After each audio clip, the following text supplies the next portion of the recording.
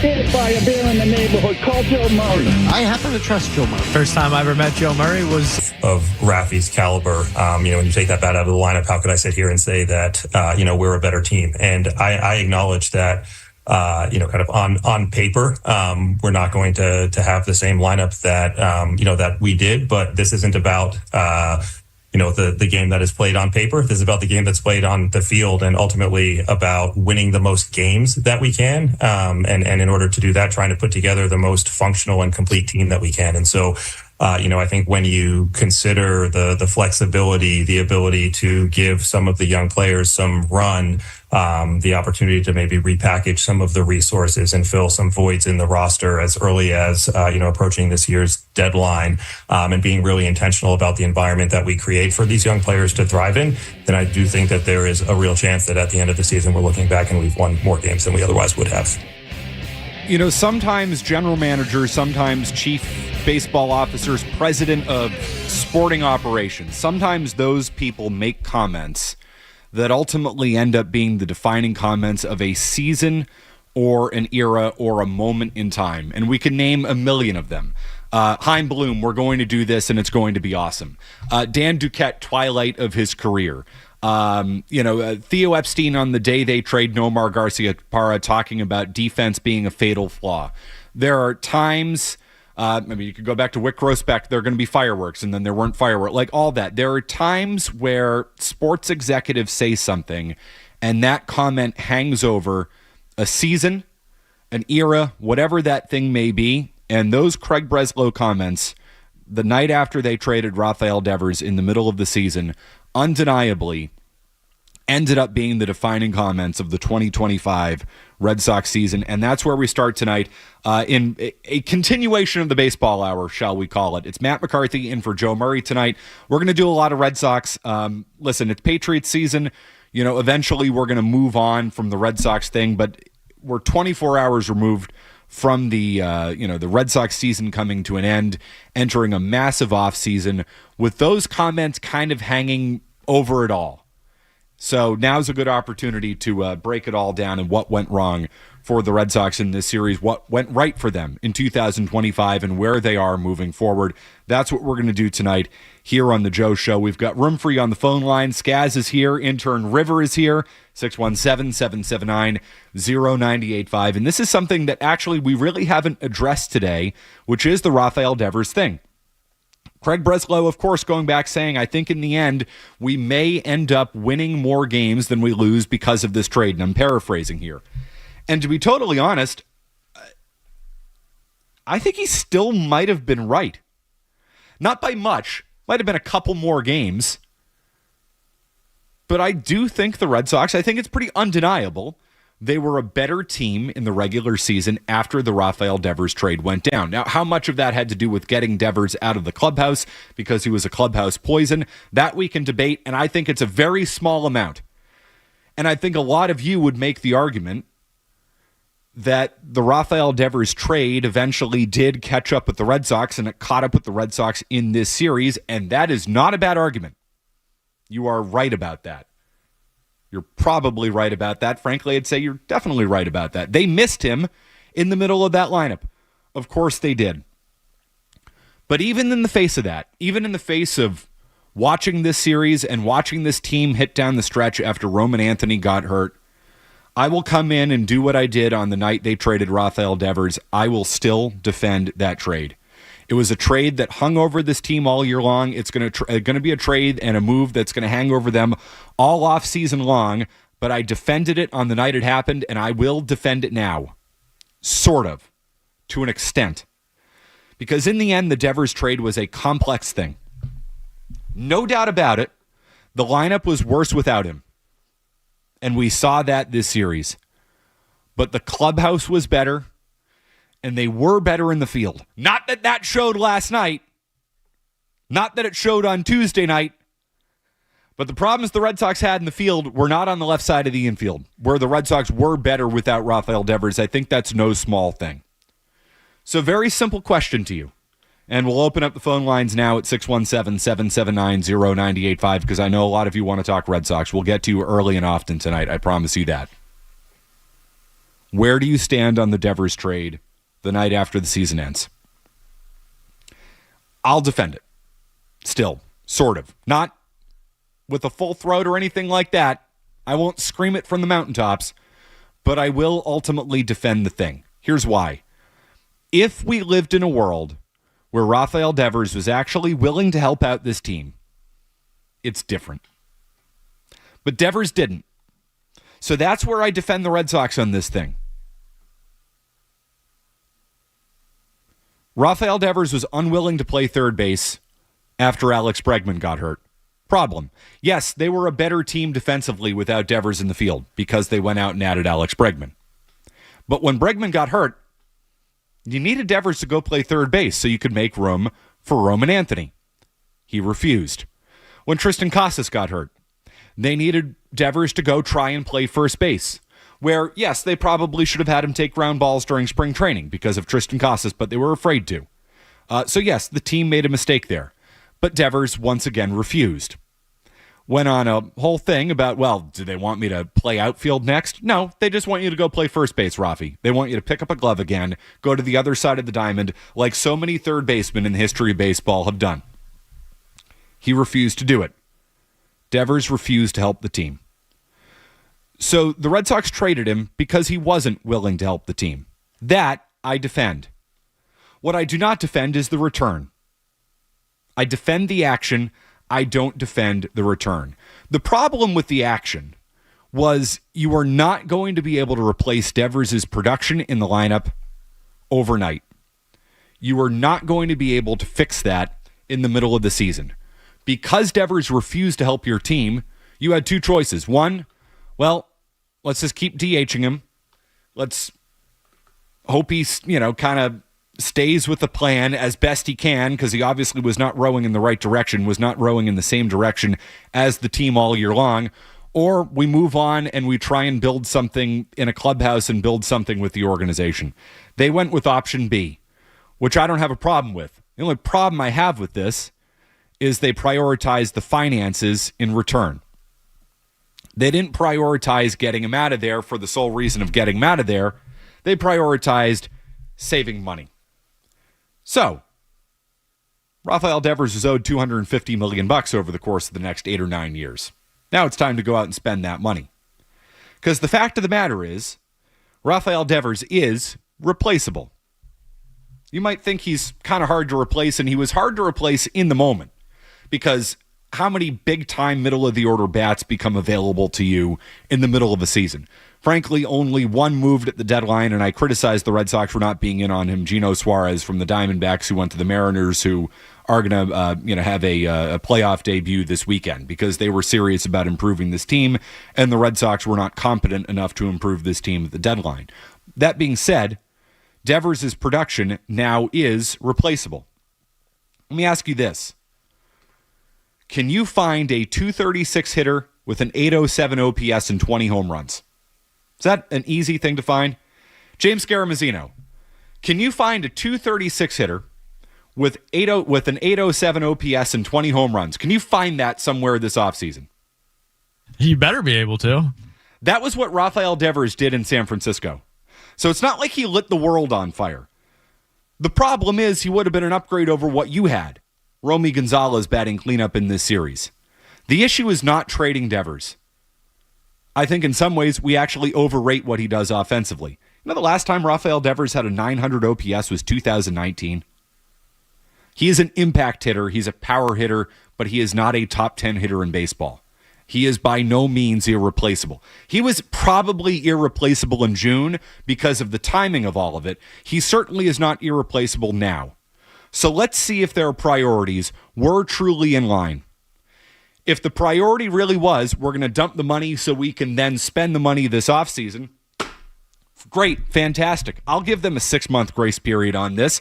Now we're going to pivot and we're going to spend the Devers money on Pete Alonso, and then we're going to trade for Joe Ryan and try and extend him. Like, you want to do that thing? Great. More power to you. That's good baseball right there. The problem is it hurt them in the short term, and I'm not at all convinced that they are going to reinvest that money. You have to spend that money. Rafael Devers is not an irreplaceable figure. He was for the team this year because you were in the middle of it. And actually, they kind of did manage to replace him because Roman Anthony came up and was a top 15 hitter in baseball, which, let's be actually honest, Roman Anthony was a better hitter than Rafael Devers. He was. Now, Anthony got hurt, so you kind of got screwed on in that regard. But I'm going to tell you right now, you'll be able to find some Rafael Devers-like production. The question is, are you willing to spend on it? So, how do you feel about it? Do you defend the trade at this point or not, based on what you saw in this series? Because no doubt they missed him. And my answer is, I will still defend it. I will give them until the end of this offseason before I say they got it wrong. They got the return wrong because the return sucked. But all right, you're serious about the money aspect of it? Spend that money, every cent of it, this offseason, which is what they need to do. 617-779-0985. We're off and running. Matt McCarthy in for Joe Murray. Your thoughts on the Red Sox season? Why don't we start with TJ in Florida to lead things off tonight? TJ! Hey, McCarthy. Appreciate all the work you've been doing all year, man. Loving your Sox talk as always. TJ, you know I'm a hero. Thank you. Yes, you did. Not all of them wear capes. I was wondering for the guys on the team who had a pretty, decent end of the year, say like Yoshida, Eaton, even Sogard, Early, Harrison, whatever. Do you view those guys as one less thing the Sox have to worry about in 26, or to you is that like, oh great, we have more trade pieces now? And how do you think the organization views them? Yeah, so my concern is, TJ, that the organization views all of those things as positive developments and sure things for 2026. My attitude is you now have more assets. You now have more tradable assets because it's time to build around what you have. Now is not the time to be complacent. I love what Connelly Early showed me. I do. How could you not? I mean, the poise for that kid. He knows how to pitch. The stuff is good. It's not great. I mean, the breaking stuff, I really like for him. And, he's just got really, really, really good approach for a young pitcher. That being said, what is his ceiling overall? Is he at best a number 3 starter? Probably. Did the Minnesota Twins now look at him and say, he's better than we thought? Maybe we'll take him in a package for Joe Ryan now. That's the way I view this offseason. It's go time. The Red Sox have a foundational piece in Garrett Crochet. Garrett Crochet might be the best pitcher in baseball. They have a foundational piece in Roman Anthony, who might be the best young hitter in baseball. You have 2 guys at the back end of your bullpen who you feel good about. You have Brian Bayo on a team-friendly contract who's probably at his height a number 3 pitcher, but had a good year. You have a hell of a lot more pitching depth than you once had between Tolley and Early, and hopefully Dobbins comes back healthy, and hopefully Cutter Crawford comes back healthy, and they've got many more guys coming up through the farm system because Breslow has really found a way to turn around the pitching development in this Red Sox farm system. So I feel good about the back end of the rotation. I feel good about the depth.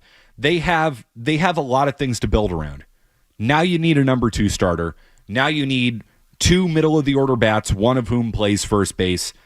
And if you don't walk away from this offseason with that, then you will have failed. Not to mention, too, you have controllable young pieces on this team who maybe have shown you that maybe their best situation is not here. Jarren Duran, maybe Wilyer Abreu. There are tradable pieces on this roster that can get you something. It's time to be aggressive, if you ask me. Which leads us into Jarren Duran and the season that he had and the series that he had and what you do about that thing moving forward. It's pretty easy. Folks, he's got to go. 617-779-0985. We'll get into Duran next and any of your thoughts on the Red Sox tonight. It's Matt McCarthy in for Joe Murray here on the Sports Hub.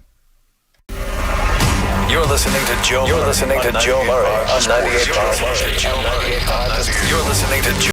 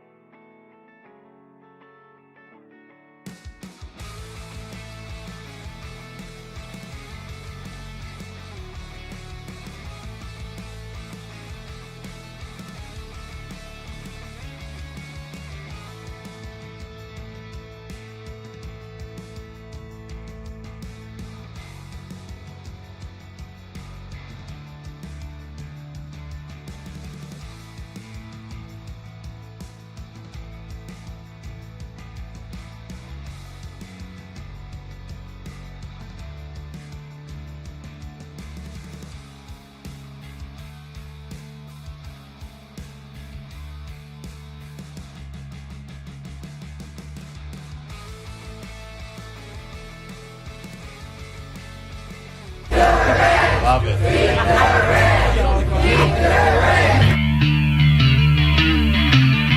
You remember that? How soon we forget. A couple days before the trading deadline, Red Sox at home, Craig Breslow getting into his car on Van Ness Street, and Red Sox fans chanting at him, "Keep Duran, keep Duran, keep Duran." Red Sox fans are the smartest fans in baseball. I believe that with all of my heart. Red Sox fans got that one wrong. Don't you shake your head at that back there, Skaz. It's not been the best year for him, but sure, yeah. Yeah, bad look. You know what? Maybe Red Sox fans used to be the smartest fans in baseball, and now the Section 10 crowd is just being River. I see you back there. Get River on. You know what? River, young Red Sox fan River back there. Get him on the mic. He needs to answer for this. River, young Red Sox fans overrated Jarren Duran. What do you have to say for yourself? Oh, geez. And, you know, it's weird because I've always loved Duran. I think when he's at his best, he is an unbelievable player. Mm-hmm. But this year has been way too hot and cold. He can't hit lefties.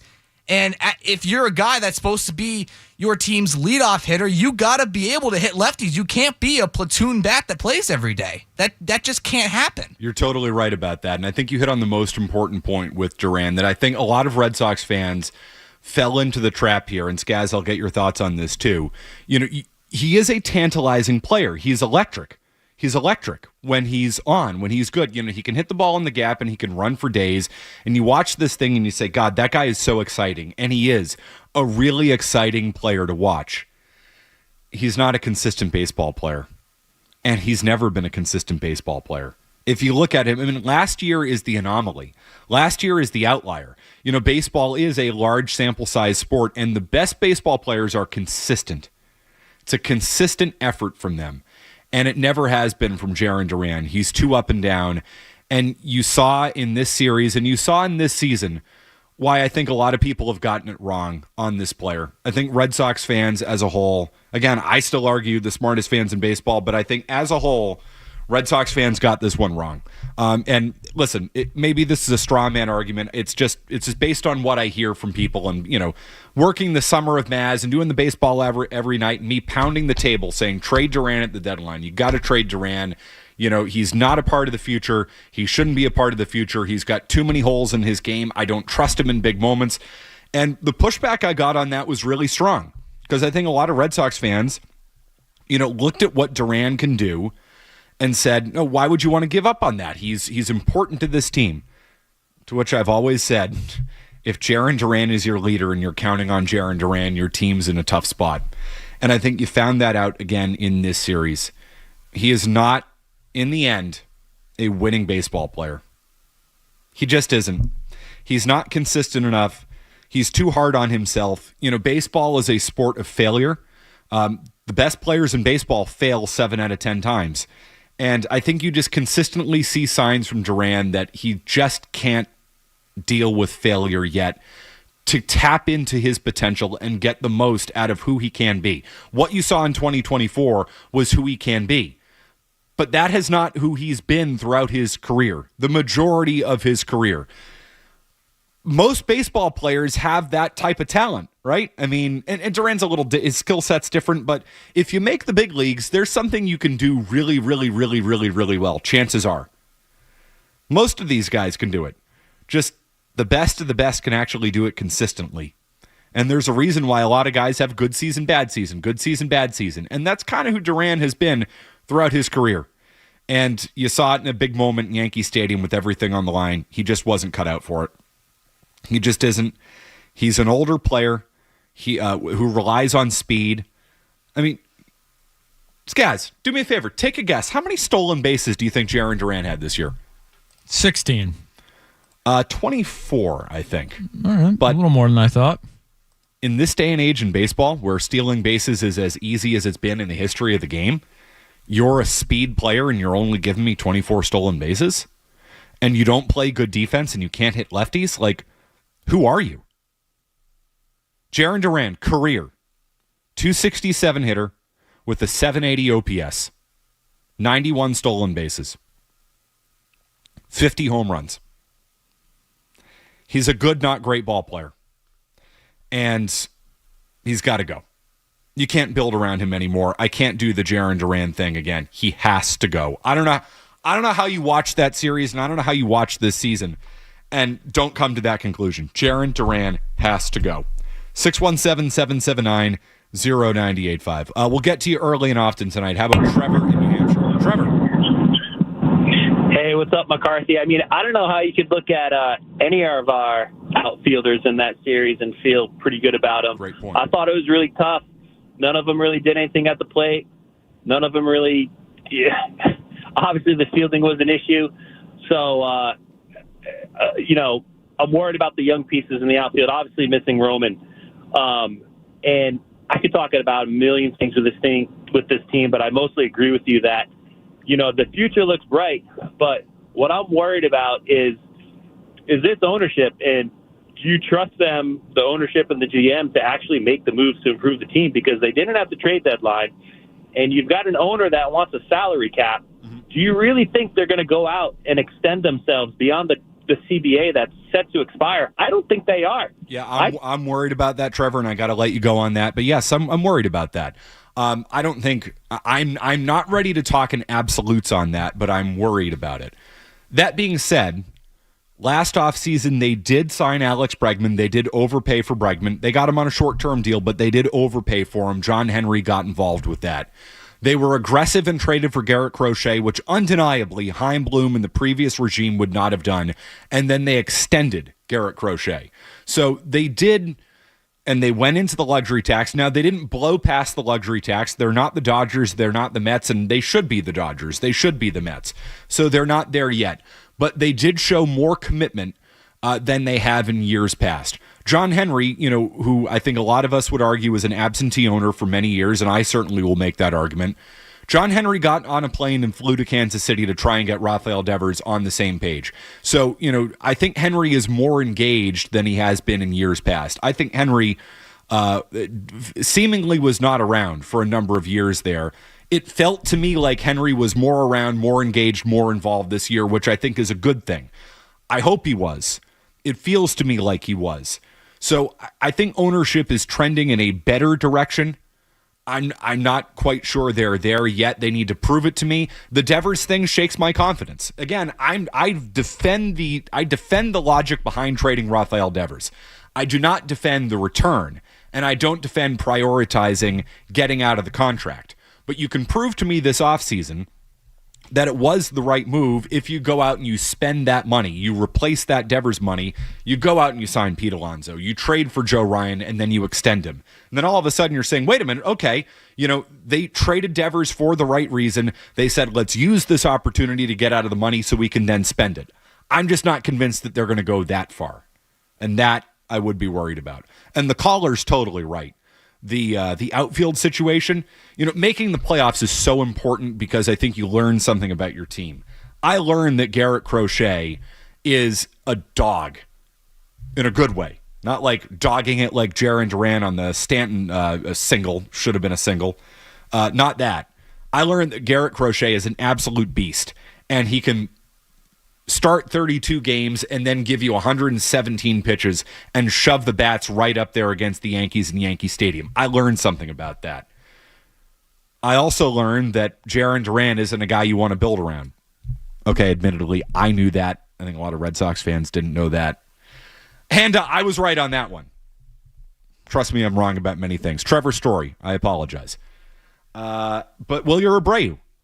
I've got way more questions about Abreu exiting this season than I did entering this season.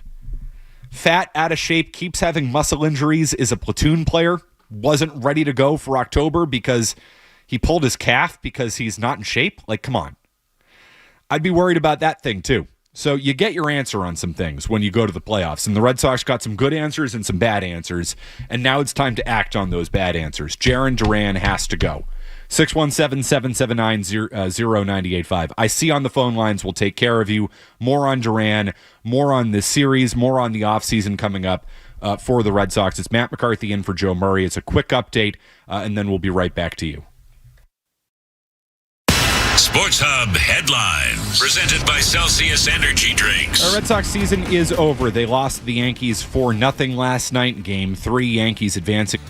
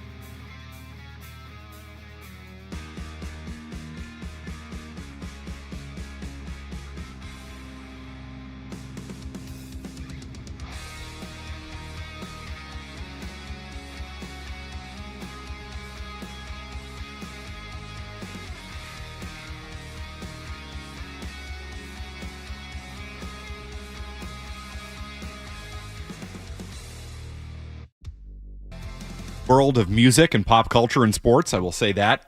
If there was one thing that I thought was going to make my night better last night after the Red Sox kicked me in the crotch, was the release of the new Taylor Swift album. And meh. We'll get to it. I don't want to do the whole segment on it now, but we'll get to it. And something that I'm sure is going to be talked about in the sports world. One of the songs on that album. We'll get to that. That I promise you.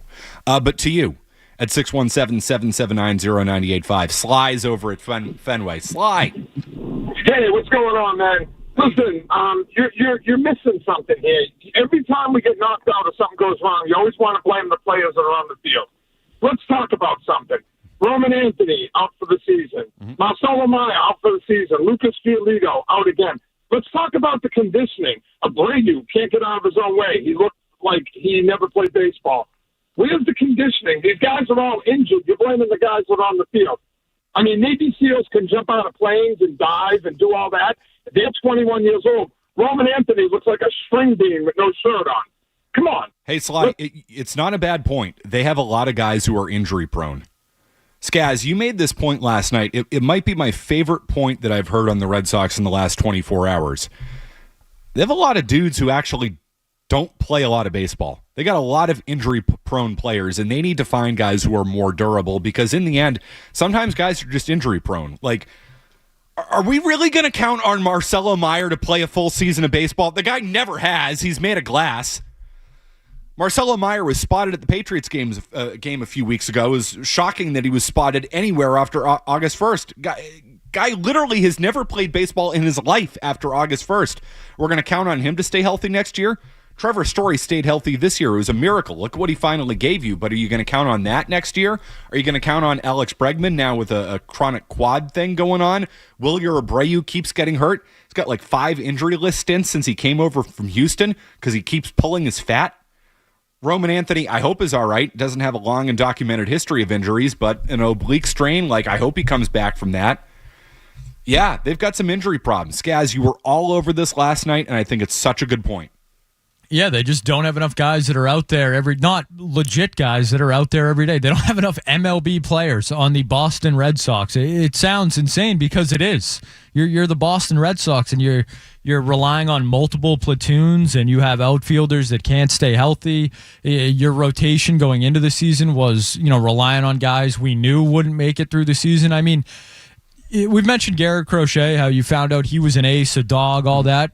They got lucky. And I'm not talking about Garrett Crochet's skill or his talent or anything like that, but he had never pitched this many innings in his career before. Yep. And if he, broke down even slightly down the stretch, they were absolutely pork. So that's another thing where if you want to, complain about the guys that did get injured, yeah, they lost a lot of guys. I mean, the Yankees are without Garrett Cole. This happens, but you also got lucky with Garrett Crochet throwing more innings than he's ever thrown before and still delivering in October. So they need to build a team that can play, 145 games with a lineup that's somewhat similar to the day before, because I can't go into the playoffs with Romy Gonzalez, Nick Sogard, Nate Eaton, Rob Refschneider in the starting lineup again. Yeah, so they made a calculated gamble on Garrett Crochet that he was built to hold up, and he did. I mean, that guy is built like a horse. That's what you want your ace to look like. That man has ace ass. Let me tell you, that is the ass of a number one pitcher, which would suggest to me that he's durable, and he was. Gave you 32 starts and had a lot to give you in the playoffs. Now, you're right. You could say they got lucky because there was no real proof of that, but having somebody like that to anchor the top of your rotation is such a game changer. You now need to find that in a number 2 starter. You now need to find that in the lineup. I love Bregman as much as the next guy. I'm a huge Alex Bregman fan. I don't know if I can count on him to stay healthy at this point. So you need to take that into account, which is why when I look at the offseason, I look at Pete Alonso. Here's a guy who has never played. Guys, you want to take a guess at the fewest number of games Pete Alonso has played in a season? And we're going to take the COVID year out where he played 57 out of 60 games. You want to take a guess? I'm going to say 130. 152. That's the kind of guy we're looking for. And I know he's getting a little older, but he's out there every day and he hits bombs. He posts. And the Red Sox don't have a lot of guys who post. Marcelo Mayer does not post. Alex Bregman, I give him a lot of credit for coming back way too soon. He came back way early on that quad thing and was never quite the same, but he knew the team needed him. So he's a gamer. Trevor Story played 157 games this year. He hasn't done that in a long time. Wilyer Abreu doesn't do that. Marcelo Mayer doesn't do that. Tristan Casas has been hurt, obviously, a number of times and now has a really bad knee injury. They need to find guys who play every day. Pete Alonso hasn't missed a game since 2023. He's played 2 straight years of 162 games, which is no joke. Some guys are just built for that, and those guys are hard to find, and they're worth it. they're worth it. You got to spend the money on a guy like that. 617-779-0985. How about Henry and Walpole? Henry. Why can't the Red Sox get guys like Sittler who play for Walpole? Now we got to... The guy from Walpole couldn't pronounce his name? We got to dump him? How does that happen? It was close. It was close, but he got dumped. You're from Walpole. Get the kid's name right. It's an FCC violation if you don't. Henry. Dude. You probably had a good point to make, but I had to drop you because you couldn't pronounce the name of the guy from Walpole. I can't even play Mad Dog trying to say it. The audio is tremendous, but he swears. That kid has elite stuff. Holy crap, was he good last night. I'm not even going to try it. Cam from Walpole. Just Cam from Walpole. I'm not from Walpole. You will find me at the Raven's Nest, but I'm not from Walpole. Rule number 1, if you're going to reference him, you got to get the name right. Especially if you're from Norwood, I'll let it go. If you're from Walpole, sorry, you get instantly dropped. Dude, come on. We need to be better, more on our game. 617-779-0985. I mean, his jersey's going to end up in the Raven's Nest, just like Wagner's. Mr. Walpole himself. How about George and Malden? George. Hi. If they don't get Joe Ryan and a power bat, how can anybody believe in the Red Sox? Agreed. Plus, I think Connelly Early will become a better pitcher than Brian Bayo will ever become. You might not be wrong about that. Early's got way better makeup than Bayo. Early showed you more in his first real road start in Yankee Stadium in the playoffs than Brian Bayo, who's been in the big leagues for 3 years. Early showed you way more competitiveness, way more poise. But you say you need Joe Ryan. I agree. I think the Ryan trade probably does happen this offseason. It was close. It was close at the deadline. I think it's probably going to happen. Ryan wants to be here. The Red Sox want him. The Twins are probably going to move him this offseason. I think it happens. I'll just say this, though. The emergence of Early at the end of this year probably increases the likelihood that a Ryan trade happens, because the Twins maybe take a look at Early and say, oh, wow, that's kind of impressive. Now you can sell him to that fan base. Say, hey, we traded Joe Ryan, but we got the kid who looked pretty good in Yankee Stadium. And if his defense wasn't so awful, would have been better in game 3 of a do or die game. So we got him in return for Joe Ryan. That's a sellable thing to your fan base. Or maybe it makes Tolle a little bit more expendable. I personally would trade Early over Tolle. I think the Red Sox were also willing to trade Tolle at the end. I believe strongly that Tolle was included in the deal on the last day, on deadline day, and the Red Sox thought they were going to get the deal done because they felt like Tolle was their ace in the hole. They offered it, and it feels like the Twins then said, okay, cool, now give us Abreu or Duran on top of it, kind of to stick it to the Red Sox a little bit. So I think Ryan happens, and I think there's a good chance Early goes. And hey, I like the kid too. I do. But if you're getting a legit bona fide number 2 starter and you hope someday that Early would be that, I don't think that's what he is. I think his ceiling is a 3. Man, I'd make that deal in a heartbeat. 617-779-0985. How about Brandon in L.A.? Brandon. Hey, gents, how are you? Brandon, I gotta put you on hold real quick because your phone's not great there. How about Tom in the Bay Area? We'll come back to you, Brandon, I promise. Tom. Hey, thanks, Matt. You touched on Pete Alonso earlier. I think that would be a great addition, a guy who can rake and actually plays first base.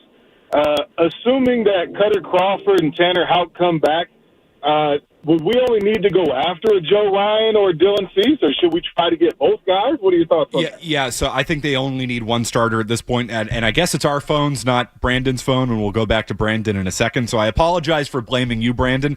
No, they're fine in the back end of their rotation, and I think that's one of the really positive things that comes out of this season here for the Red Sox is their pitching program is working. They're developing a plethora of arms who can come in and be a number 4, number 5 starter, which you need. I mean, you just need depth because your pitchers are going to go down. That's just the way it is.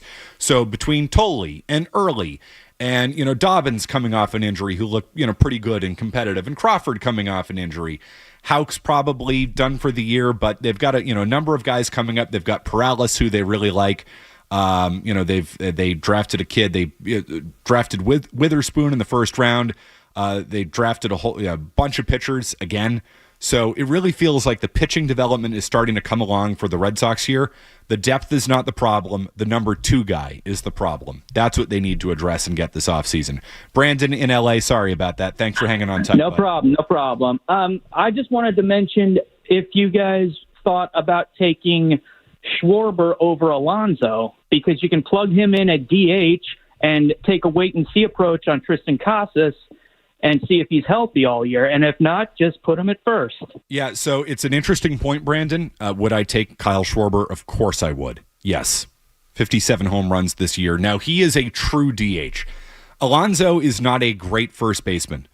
He is below average, but you'll take it. I mean, he can play it competently enough. He's never going to wow you. He's never going to impress you. He's not very good over there, but he's fine. He's passable because he's going to hit 40 home runs at Fenway Park. Like, Alonso hit 38 this year and drove in, $120 or something like that? He did that at Citi Field. He'll be better at Fenway Park. I like Schwarber more than I like Alonso. Like, in a vacuum, give me Schwarber over Alonso. But the fact that Alonso can play first base and you can kind of set that and forget that, and maybe he plays first base and maybe he DHs because maybe Casas comes back and actually gives you something. Now, I'm personally not counting on that, but if Alonso's playing first base and Casas comes back and he actually turns into a good player, then okay, then Alonso DHs for you. The flexibility and the versatility to at least put Alonso at first base and be able to forget about that position for a while is good, and I would take that over Schwarber. Now, listen, ideally, I'm signing both because I think you need 2 middle-of-the-order bats. Not that they're going to sign both. I mean, they should sign both because they're the Red Sox, but chances are you only get one. I'll take Alonso because he can play first base. I do think the Red Sox need that. I'm going to look up during the breaks, guys. When was the last time the Red Sox had the same opening day third baseman 3 years in a row? I bet you it's been a long time. Youkilis, maybe? Maybe Napoli technically did it. He might have. 13, 14. I'm trying to remember if Napoli had a third year on that deal. But by that point, he was cooked. What are you smiling at? You're overthinking it. Third baseman. No, first baseman. Oh, first baseman. I'm sorry. Oh, yeah. No, when was the last time the Red Sox had a first baseman start on opening day 3 years in a row? 2017 to 2019. Moreland? Mitch Moreland. I liked Moreland, but Moreland was a platoon player. And then Mike Napoli did it from 13 to 15. Yeah, not great. Not exactly Boston Red Sox first baseman. 4 years. I bet you it was Youkilis. Yes. Youkilis and then Mo Vaughn before that. It's been a long time. Like, first base for the Boston Red Sox should be a real position. Alonso's a perfect fit. 617-779-0985. We'll continue. It's Matt McCarthy in for Joe Murray. More Joe Murray coming up on the Sports Hub.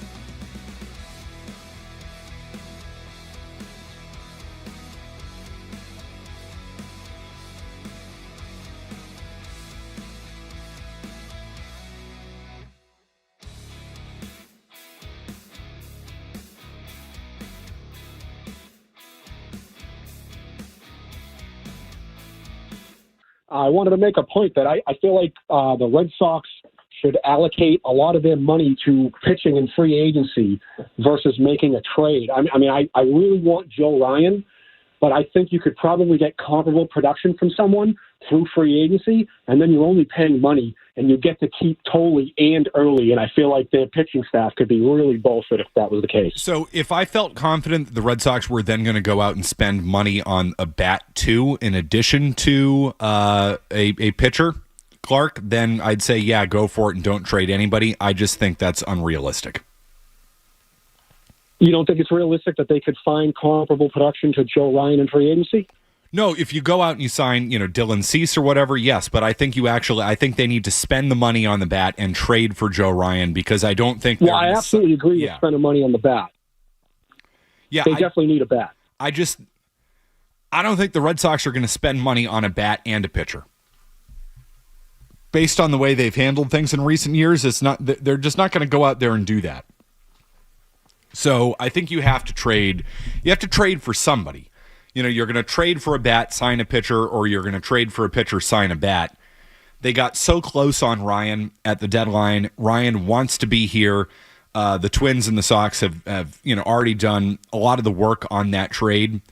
I go out and I trade for Ryan. Maybe I even tried to extend him. He's got 2 years left. And then I sign the bat. But I understand what you're saying. You're saying, hey, if we could, in an ideal world, it would be nice to keep Tolley. It would be nice to keep Early. Yeah, I agree. But it's not an ideal world. You have to give up something to get something. And I'm willing to do that for Joe Ryan. But if you say trade for the bat, sign the pitcher, sure, fine. I just think it's more realistic that they're going to go that route. The guy I am interested, though, in trading is Christian Campbell. So if that prevents you from, if that means you get to keep Early and keep Tolley, now, if I'm the Twins, I want pitching in return for Ryan, so I don't know how realistic that is. But the guy I really want to look at trading is Campbell. I don't know if he has a position. Actually, I do know that right now. As of right now, he does not have a position. He's probably a DH, at least for now. And the bat is really interesting. It's really tantalizing. There's a lot of talent there, but I think there's a lot of bust potential with him too. If I can get a sure bet for Campbell, if the Twins say we want him to be the centerpiece of a deal, bye-bye. I'll get Joe Ryan in return for that. I will. And if Campbell turns into a star, you say, okay, well, we took a chance. There's a lot of bust potential there, and I do worry about it. Justin and Lynn. Justin! Hey, Matt, I just want to tell you another guy that needs to go for me, and that's Jarren Duran. He can't field, he can't hit, he needs to go. You couldn't be more right about that, Justin. He's got to go. Has to go. If Jarren Duran doesn't get traded this offseason, that is a failure.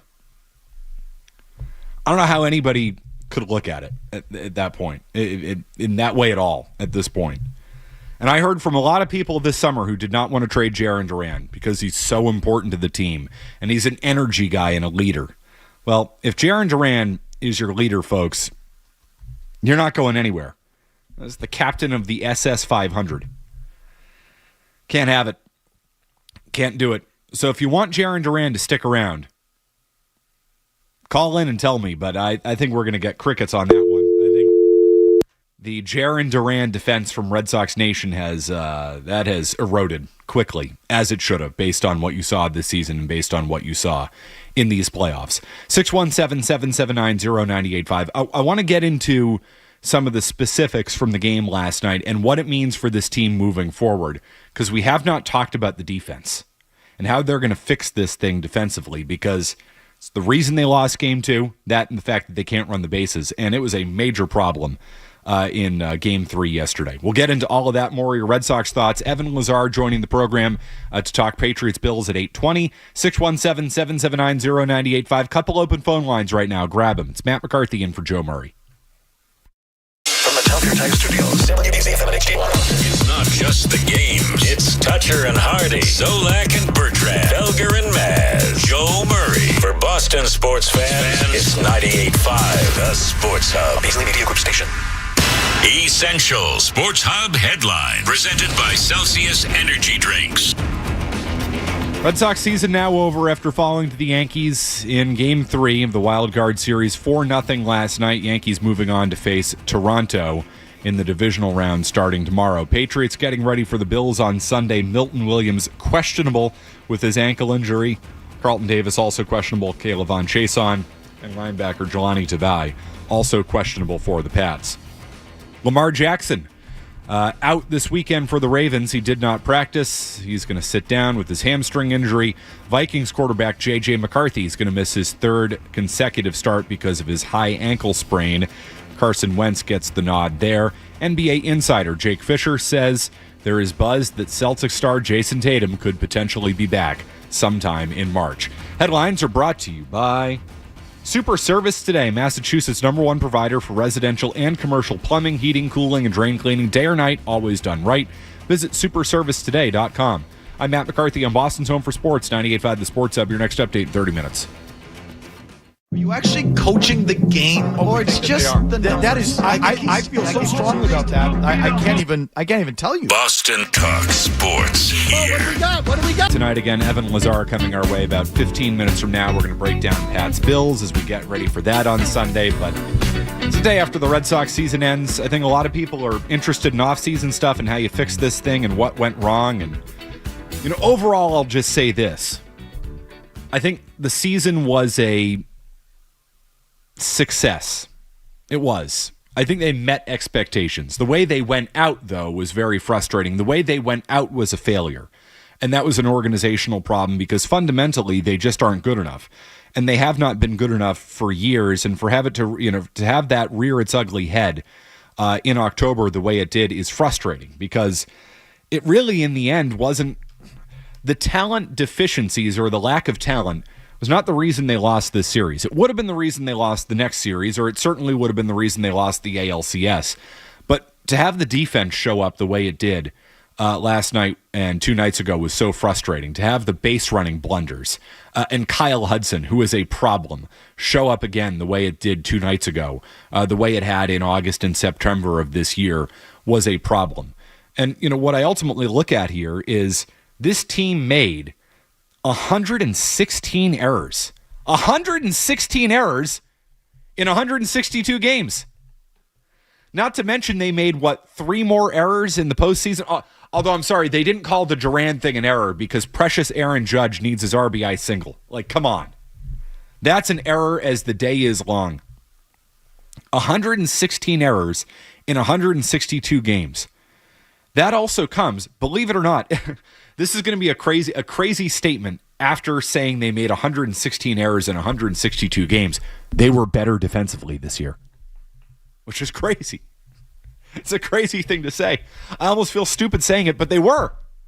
Story played basically every game at shortstop, and Bregman was a significant upgrade from Devers at third base. It's actually one of the reasons they were better this year. One of the reasons they made the playoffs. You hit the ball to the left side of the infield, it was an out. And that was not the case for years. 2023, 2024 with Kike Hernandez and Rafael Devers out there, hit the ball to the left side of the infield. You're getting to first base, buddy. Those guys aren't making that play. But 116 errors in 162 games, Jesus Christ. I mean, that is something else, man. Unsurprisingly, the most errors in baseball. And what I take away from that is they've obviously been bad defensively for years at this point. But what I take away from that thing is they need more outside personnel. They need more players from the outside, players who are not developed here in Boston. There's been a whole thing, the Red Sox are, developing young players, and they've got this young core and this great young core. I'd actually make the argument that they have too many homegrown players at this point, which sometimes is a crazy statement because the best teams in baseball are oftentimes homegrown, but I think the environment that some of these players came up in was not a good one and was not a healthy one. Skaz, do you remember the tweet from Zach Scott over the summer talking about in the Chaim Bloom era, somebody hired by Chaim Bloom, a baseball executive hired by Chaim Bloom, went to the minor league coaches and said, "We do not teach fundamentals anymore." Do you remember that? I don't remember the exact tweet, but yes, I do remember something of that ilk. Yeah, basically in the Chaim Bloom era, they said, we do not teach fundamentals. The players who have come up, the players who came through the system during those years, and right now the core of this team were the guys who did come up, through that era, pretty much to a man are bad fundamental baseball players. Wilyer Abreu is physically very talented in right field. He also tried to assassinate his center fielder the other night, which was not great. And I'm kind of convinced that's the reason Rafaela didn't make the play last night, because he was afraid of Wilyer Abreu. There was a play earlier on in that game where Rafaela was a little bit hesitant, or it might have been in game 2, going into the right center field gap. And it was like, ooh, and I noticed it and I said, that didn't look so comfortable. And then ultimately starts the 4th inning, which was the beginning of the end for the Red Sox last night. Miscommunication between two players who are not very fundamental baseball players in Rafaela and Abreu, both of whom have tremendous physical ability. I mean, Rafaela is a great defensive player, but fundamentally, he can't get the bunt down. Fundamentally, sometimes he misses the cutoff man, like stuff like that. Same thing with Abreu. Early backs up. The 4th inning would have been even worse last night, because on the fly ball to right field that was the second out of the inning, Abreu airmailed a throw to home plate, and Early backed it up. So good fundamentals there from Connelly Early, who is now being developed outside of the Chaim Bloom experience of we don't teach fundamentals anymore. I do think they're getting back to teaching fundamentals in the minor leagues, at least more than they have been, certainly under Bloom. They need more outside guys. Right side of the infield, a lot of homegrown players there. Tristan Casas, not great fundamentally. Jarren Duran in left field, certainly not great fundamentally. Like, if you look at it, their best defenders, the majority of their best defenders and the majority of their best fundamental baseball players have come from outside of the organization. They were really good on the left side of the infield this year. They were good on the left side. They were good behind the plate, and they were good in center field.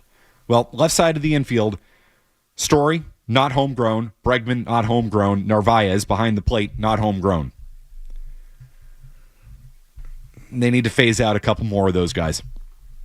They need to bring in players from the outside, because the 116 errors thing, that's not going to be fixed if you keep trotting out guys who were developed in the Chaim Bloom era when they did not focus on fundamentals. And it shows up defensively. It showed up running the base paths.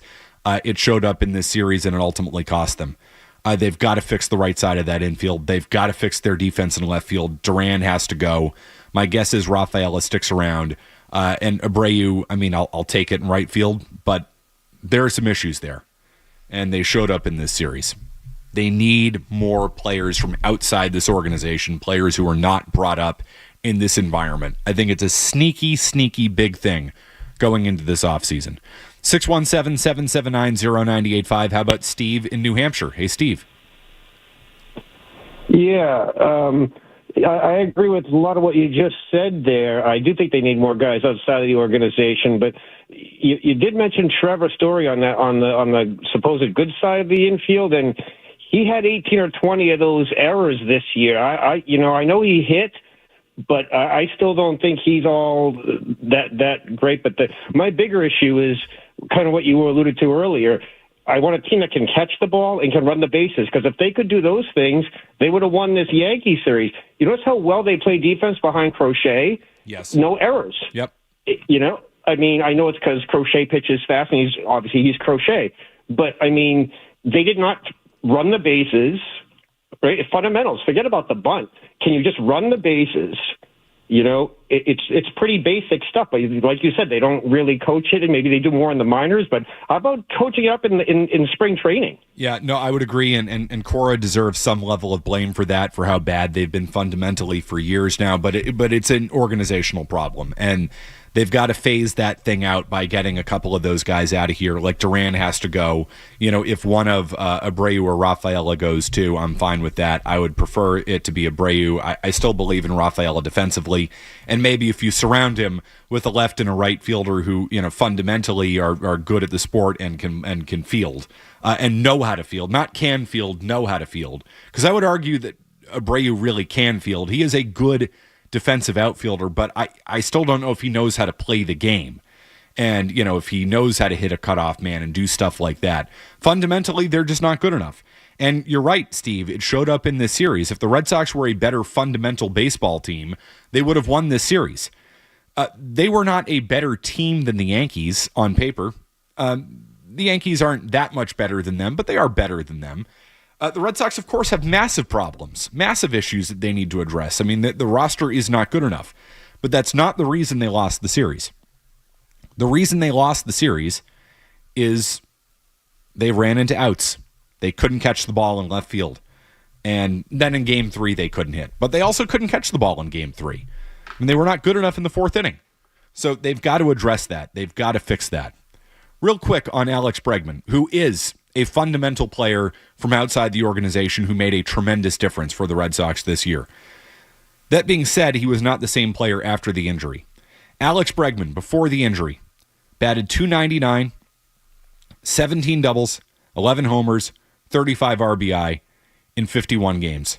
After the injury, he batted .252, 12 doubles, 7 homers, 28 RBI in 63 games. He was never the same after the injury.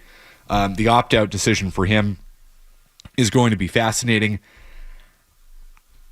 I don't think he's going to opt out. And I do think that's a good result for the Red Sox. I would happily overpay Bregman $40 million next year because I do think he is so important to this team because he plays smart baseball. He plays the right way. Fundamentally, he's really sound. He's not going to get picked off. You hit the ball to him, he's going to make the play. He didn't have his most impactful series, but he had a big hit in Game 1 to extend the lead to 3-1. You just can't count on him being one of your 2 or 3 best hitters. If Alex Bregman is your 4th or 5th best hitter, you're in good shape. But you can't count on him being your 2nd best guy at this point in his career. So I hope he does not opt out. If he does opt out, it becomes a very difficult decision.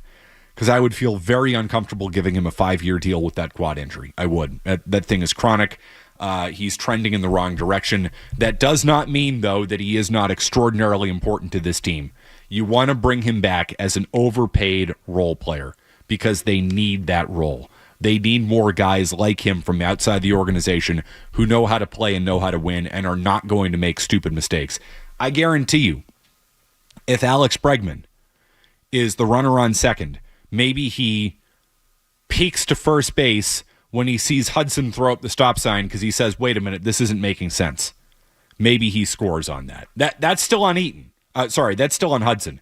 He's still totally responsible for that. But if that's Bregman running, he's certainly not as fast as Eaton, but he might be a little bit more aware than Eaton. They need more guys like that. 617-779-0985.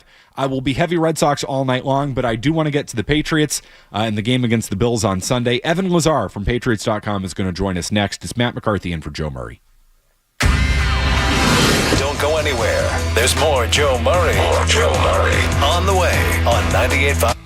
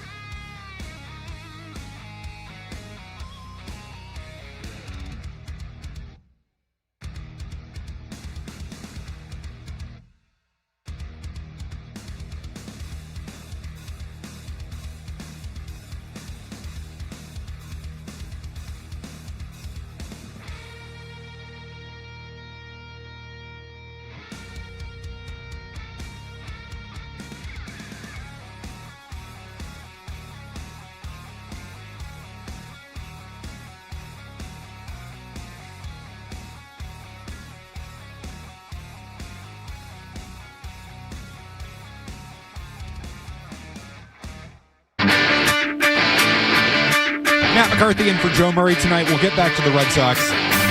They're off season, the season coming to an end last night, but big Patriots game on Sunday. This feels good. Optimism. Maybe a little bit of optimism for the Patriots. Are they headed in the right direction? Don't ask me. Ask the person who really knows. That's Evan Lazar from Patriots.com. He joins us on the Volkswagen Dealers Expert Hotline. Evan, what's going on, man? How you doing? I'm doing well, Matt. How are you? That's the real question on a day like today. You know what? I'm okay. I'm sad.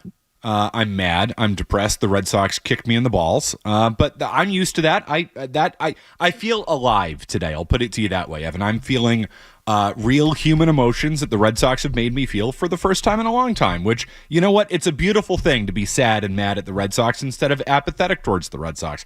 I'll give them that.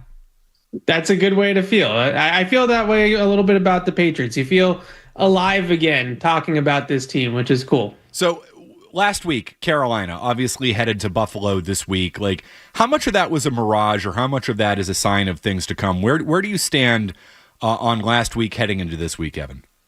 Well, I think the good news about last week is that you're supposed to beat teams like the Carolina Panthers, who are going to be picking in the top 10, and that's probably being generous of the draft next year, by 29 points. And that's exactly what the Patriots did. So I'm not going to fault them for playing who was on their schedule and beating Carolina by nearly 30 points. And I don't necessarily know if they would have done that. Probably not last year or even the year before that, if they had the ability to truly blow out another opponent like they did against Carolina. So it's hard to hold anything like that against them, just because the team that we've seen the last couple of years, I don't know if they were capable of putting 42 points on the board. Yeah, are they capable of, is this a sign of things to come for the offense at this point, or was that more about the competition last week? How do you look at that?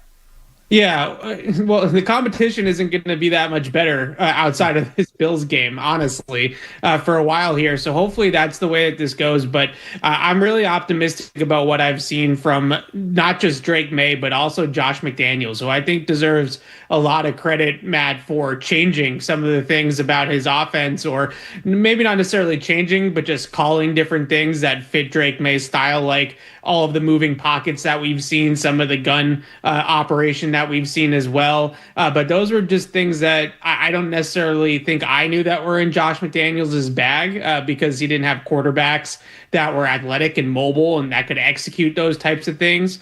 So they've done a really nice job of marrying this scheme to Drake Maye's strengths. And one thing that really has stood out to me, like I said, were all the boots or the keepers that they're running off of play action that move the pocket and get him out on the edge and allow him to either throw on the move or run with the football. We've seen him run a couple touchdowns in that way. We saw the Hunter Henry touchdown executed off of one of those rolling pockets or moving pockets. So that is not something that we saw with, let's say, Mac Jones or Tom Brady. So you think that's real? I mean, because I do too. I mean, I watched that Carolina game last week, Evan, and I said, this is a little different, from what I've seen from Josh McDaniels in the past, and this is a good sign moving forward. I'm totally with you. I think the Patriots offense is at their best when Drake Maye is on the move, when they move the pocket, when they get him outside, when they let him, this isn't necessarily about being a runner. This is more about making him a more effective passer. Is that a fair way to kind of summarize it? Yeah, and I was talking to Thomas Brown, their pass game coordinator and tight ends coach, about this yesterday, because he comes from the Rams and Sean McVay and that whole tree. And so then when you start to see some of the things that they're doing with the outside zone or stretch plays, and then the bootlegs off the stretch plays, like that's right out of the West Coast playbook. That's their thing. So seeing all that, and Brown mentioned two things. He said, it makes life easier on two of the hardest positions on the field, quarterback and offensive line. Mm-hmm. So the quarterback only has to read half the field, and then he also has that ability to run if they don't set the edge. And then the offensive line doesn't really have to traditionally pass block because they're getting the quarterback out on the edge. So it helps both those different units that are probably the hardest part of playing football offensively is blocking and playing the quarterback position. And if those plays make it easier on those two groups, then that's obviously a really good thing for the Patriots. So in that light, give me a grade on Drake Maye this year and give me a grade on Will Campbell this year. I would say Drake Maye. I would be hard pressed to not give him at least an A minus or an A. Wow, like that high. Think, yeah, I really am. You look at all the metrics at this point. I know that some of the metrics people take or leave, but even just like traditional stats like passer rating, he's 5th in the league in passer rating. He's 1st in the league in completion rate. He's 3rd in the league in dropback EPA. He's 11th in QBR. I mean, these are all top 10 finishes for the most part through the first month of the season. I really feel like he's played 2 so-so halves of football out of the first 4 games. The second half against the Raiders wasn't great, and then the turnovers in the second half against Pittsburgh weren't great. So if you look at those 2 halves and you kind of take those out, I feel like he's been an A on the whole. So maybe you give him like a B plus, A minus if you put those things back in. How about Will Campbell? I would say right now, I give him a solid B minus or a B. Like I said, they're not asking these guys, at least in the wins, they haven't asked them to drop back pass a ton. So last week they only dropped back pass 21 times. They have a lot of play action and rolling pockets. So you're really only traditionally pass blocking like 9 or 10 times total in the entire game. So I think that has really helped both tackles, not just Will Campbell, but Morgan Moses as well. I've liked what I've seen in the run game. He moves people. You can see that with his double teams and with his combination blocks that he is creating movement at the line of scrimmage. But I still need to see a little bit more exposure in the passing game. Let's see what Joey Bosa brings on Sunday night and if he passes these tests. So looking ahead to Sunday night now, will the Patriots try to attack Buffalo in a similar way that they attacked Carolina, which, as we've just talked about, getting, moving the pocket? I mean, it was definitely obvious that they were trying to attack the edge of that Carolina defense. Will that be the same against Buffalo? Will it be, the Patriots ran the ball 29 times against Carolina. I think they passed the ball 17 times. Is that more the game plan against Buffalo, or is it different? That's ideally their formula, but that's all well and good until you get punched in the face, right, Matt? Like that, to play that way, to drop back 21 times, they dropped back similarly in the Miami game. Like, I don't know if that's totally sustainable against the Buffaloes of the world. That's a game script that really is very easy, frankly, to play that way all the time. So I don't know if they're going to be able to. But at the same time, when you look at the weaknesses of this Bills defense, running the ball to the edges is the weakness in what they do. And they run a lot of the same 4-3 over fronts where they kind of leave the weak side a little bit vulnerable. So if you can get over to the weak side of the formation in the run game, then you have success. And Josh McDaniels has had success doing it. Even going back, like this week, I went back and watched that win game in 2021 and the Cam Newton year in 2020, and they had some really good run plans in those games. So the Patriots rushing offense hasn't been very good. The Bills run defense hasn't been very good. So those two weaknesses, if you will, for these teams might end up going a long way towards deciding this game on Sunday night. Are the Patriots better when they're running the ball or throwing the ball? And well, they're definitely better throwing it right now from an efficiency standpoint. I mean, they're 3rd in the league in pass EPA and they're 32nd in the league in run EPA. So they haven't been able to run the football very effectively outside of some jet sweeps and some Drake Maye runs. Their traditional runs have not been the best so far. That's something that is circled on my list of things that they need to improve. No, and I guess what I mean by that question, Evan, is I think they want to run the ball more effectively than they have run the ball this year. I do think they want to take some pressure off of Drake Maye. They want to be able to set up the play action. So I guess the way to word the question is, how critical is the running game for them?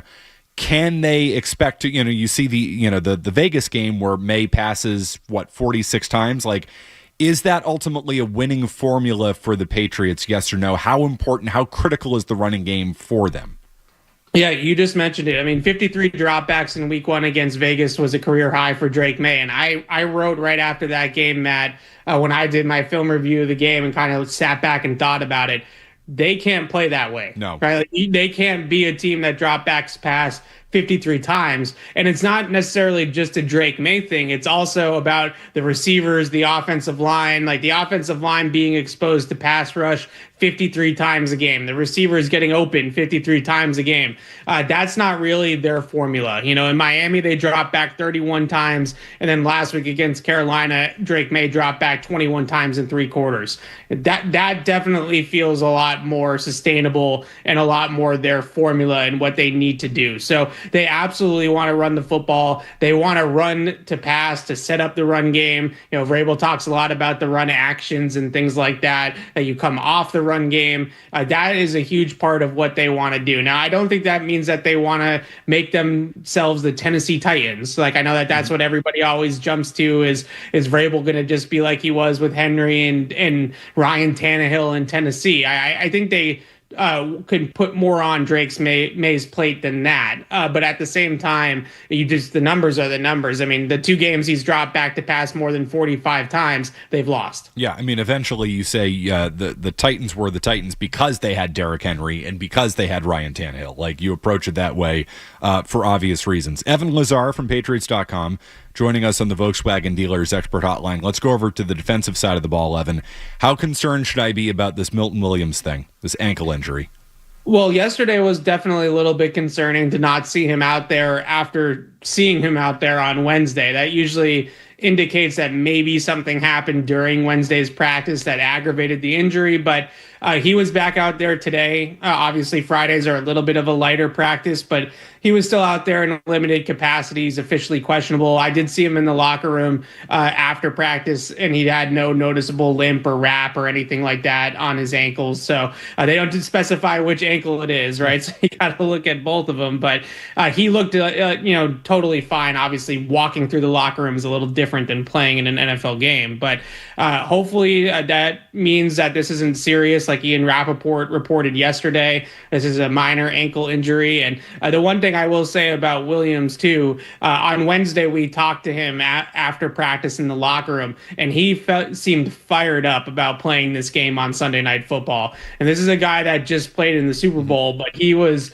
really fired up about going to Buffalo, playing Josh Allen, playing in prime time. So I think it's going to take a lot to keep him off the field. Evan, I think he's been awesome. And I don't know why I shouldn't be surprised, right? They just spent $100 million on this guy, but you heard the reports coming out of Philadelphia is, maybe he wasn't a true full-time player, and you're going to ask a lot of him, and maybe the Eagles didn't ask as much from him, and all that stuff. So I don't know, for whatever reason, my expectations were maybe a little bit lower than they should have been coming into this year. I think he's been awesome. I thought he took that game over on Sunday, where he forces Carolina out of field goal range or into a really long field goal attempt that they ultimately missed. That was a sneaky play that helped switch momentum in that game. Everything focuses on the Marcus Jones thing, and rightfully so. But man, I just think Williams has been so good. Obviously, at the end of the Miami game too, like he has been, I think, as advertised, and in some ways even better than advertised. Am I wrong about that? No, you're not. And I feel the same exact way. I'm actually have something writing about him and Christian Barmore and just the duo, the tandem that they have become already one of the best statistically tandems in the NFL as defensive tackles. Just 2 guys. Barmore's number 1 in pressure rate amongst defensive tackles. Milton Williams is 5th in pressure rate. Milton Williams is 2nd in win rate amongst defensive tackles, only behind Jeffrey Simmons, who's having a huge year in Tennessee. So he's been a top 10 defensive tackle in football through the first 4 weeks of the season. Run and pass game, he had a really good stuff on 3rd down last week on a draw play on 3rd down that I think Carolina was trying to kind of pick up some yards, cheap yards, and then go for it on 4th down. And Milton Williams stuffed them right at the line of scrimmage, and they ended up having to punt, and then Marcus Jones returns the punt to the house. So he's really set up a lot of the things that they have done. Him and Barmore have led to sacks, have gotten sacks. I mean, they've been a really big disruptive force. And the other thing that really stands out to me with Milton Williams is the energy that he plays with. I don't know if they've had guys that have played with that level of tenacity and that level of effort and finish, as Vrabel likes to put it, in the past couple of years. Like, they kind of needed those guys to come in and really set a tone and be a playmaker like that on the defense, and he's definitely stood out to me. What's your view on this Patriots defense against Josh Allen, James Cook, and that Bills offense? Well, the number one thing to me that stands out is tackling. That's I think, going to be a big decisive thing in this game. The Patriots, as we know, have had their tackling issues. They're fourth highest missed tackle rate in the NFL, and nobody's better at breaking tackles than James Cook and Khalil Shakir. Those are two of the guys with the balls in their hands that are two of the best breaking of tackles in the NFL. So they're going to have to be able to get those guys on the ground. The other thing that I've noticed with Buffalo, Matt, is that teams, defenses around the league are starting to play a little bit scared of the Bills offense, and they're backing off and they're playing a lot of soft zone coverage, and the Bills are just absolutely killing teams on the ground, and they're killing teams with yards after the catch. And I do wonder if, Christian Gonzalez is a full go based off of practice this week. Carlton Davis has an illness, but usually that, illness is a guy's play. They have these two corners on the outside that can play man-to-man, and maybe you bring some of the fight a little bit to Josh Allen in this game and try to force them into mistakes, because the way teams are playing him right now, he's not turning the ball over. He's not making any mistakes. He's just taking profits. So if the Patriots are going to win this game, they might need to win some rounds against Allen and not just force punts, but maybe force some turnovers. And the only way to do that, if you ask me, is to try to attack a little bit and be a little bit more aggressive than what I've seen on film. I've got a quote for you here, Evan. This from Nick Saban today. "I'm so happy for Mac Jones. I think Mac was one of those guys who was in bad situations in New England relative to coaching and all that stuff, and who the offensive coordinator was and how he got developed when he came into the league." What do you make of Mac Jones, the Mac Jones experience in San Francisco? They win last night. I mean, the guy's throwing the ball all over the yard. What is your overall reaction to this thing? Well, I will say, Matt, he averaged 6 air yards per pass attempt in this game, right? So a lot of it was what we've seen with Mac in the past: get the ball out of his hands, dink and dunk, and allow those playmakers like Christian McCaffrey and in this game, Kendrick Bourne, who had a huge game, pick up yards after the catch and really make the more difficult part of the play. Whoa, wait a minute. I thought the quick game sucked. That's what Mac said. That's what Mac told me, told Matt Patricia, and told the world in 2022. The quick game sucked. The man wanted to throw the ball down the field, Evan. Don't you remember? I do remember, but that is not what he did last night. I think he forgot that. No, we don't need to do that. He forgot about that whole thing. Yeah. But credit to him. Like, I am happy for him too. Like, he obviously got a raw deal here towards the end there. Not saying that it wasn't totally self-inflicted at all, but we all know what happened with the offense post Josh McDaniels in 2021 and the direction that the team got brought in on that side of the football, and not just from a coaching standpoint, but also from a personnel standpoint. So he's in a great situation. I'm a big Kyle Shanahan guy as a film nerd, and that's offense is just always so well coordinated and great to watch and very quarterback friendly. So he's in a great situation, and Kyle Shanahan is getting the most out of him right now. So good for Mac. I really genuinely mean that. I don't know why I forgot this, Evan, coming into this conversation, that you are the biggest Kyle Shanahan, the Shana fan out there. I should have asked you about this to start off. We could have spent 20 minutes on it. Yeah, of course, Mac Jones is going to do this. And I do just want to let you know, Evan, that eventually it's going to come crumbling down. Shanahan is going to cost that team in a big moment because he's just this scheme it up kind of guy, and he actually doesn't know how to win in the end, and eventually Mac Jones or Brock Purdy or whoever it is won't be good enough in the end. Like, you do know that's going to happen, right? I guess so. I mean, I always go back and hold on. Say yes. No, I'm not going to say yes because I don't know. I mean, he's come pretty close to winning 2 separate Super Bowls, and if Jimmy Garoppolo just hits Emmanuel Sanders deep on that throw, then he's probably got at least 1 ring. And the other time he loses in overtime to the greatest quarterback in football right now, Patrick Mahomes. So I'm not really going to sit here and say that anything bad about Kyle Shanahan. I'm a film guy. I'm a scheme guy. watching their offense and watching, how it's dressed up and how they play design and how they sequence plays off their run game and off their motions and all that different stuff. I mean, we just talked a lot about the boots and the things the Patriots are doing with Drake Maye. All of this is birthed and hatched from Kyle Shanahan and that entire tree. And he's right now, at least with his father retired, he's the guy that's the godfather of that tree. So we like all these things that they're doing schematically with Drake Maye, and a lot of those are coming from San Francisco. Evan, listening to you talk about the route trees and Kyle Shanahan's scheme is honestly, it's like listening to me talk about a sacrifice bunt. Like, we all have our things, that make us weird. And in the end, I know you'll just completely ignore the fact that Kyle Shanahan is one gigantic loser and will once again be proven to be that. But I'm just happy for you that you have something that makes you so happy, just like I have my things that make me so happy. And I'm not here to take away any of that, but I'm just glad deep down that I know you want to admit that he's a loser. That's okay. Yeah, no, I say to Barth all the time, it's not that I don't understand what he's saying. I just don't care, because Kyle Shanahan doesn't coach the team that I cheer for or the team that I work for. So I only want to see him do cool stuff, right? Like, I just want to see him draw up cool plays and run good offense. The outcome of the game is really irrelevant to me. Right, exactly. And it's irrelevant to anybody who likes Kyle Shanahan, because if the outcome were relevant, you wouldn't like him, because the outcome is never good in the end. But I think the Mac Jones thing is adorable. So I'm very, very happy for him. And for you. Evan, you're the best, man. Love having you on. Love having you break it down, and enjoy the game on Sunday. You here, or you going to Buffalo on Sunday night? Oh, no, I'm going to be in Bills Mafia on Sunday night in Buffalo. The last time we're going to be in that stadium as visitors, so that will be interesting. Hey, enjoy it, man. It's a great environment. We all love it out there. So have a blast, and we'll talk soon, Evan, okay? Sounds good, Matt. Thanks for having me. Sounds good. That's Evan Lazar, Patriots.com, joining us on the Volkswagen Dealers Expert Hot.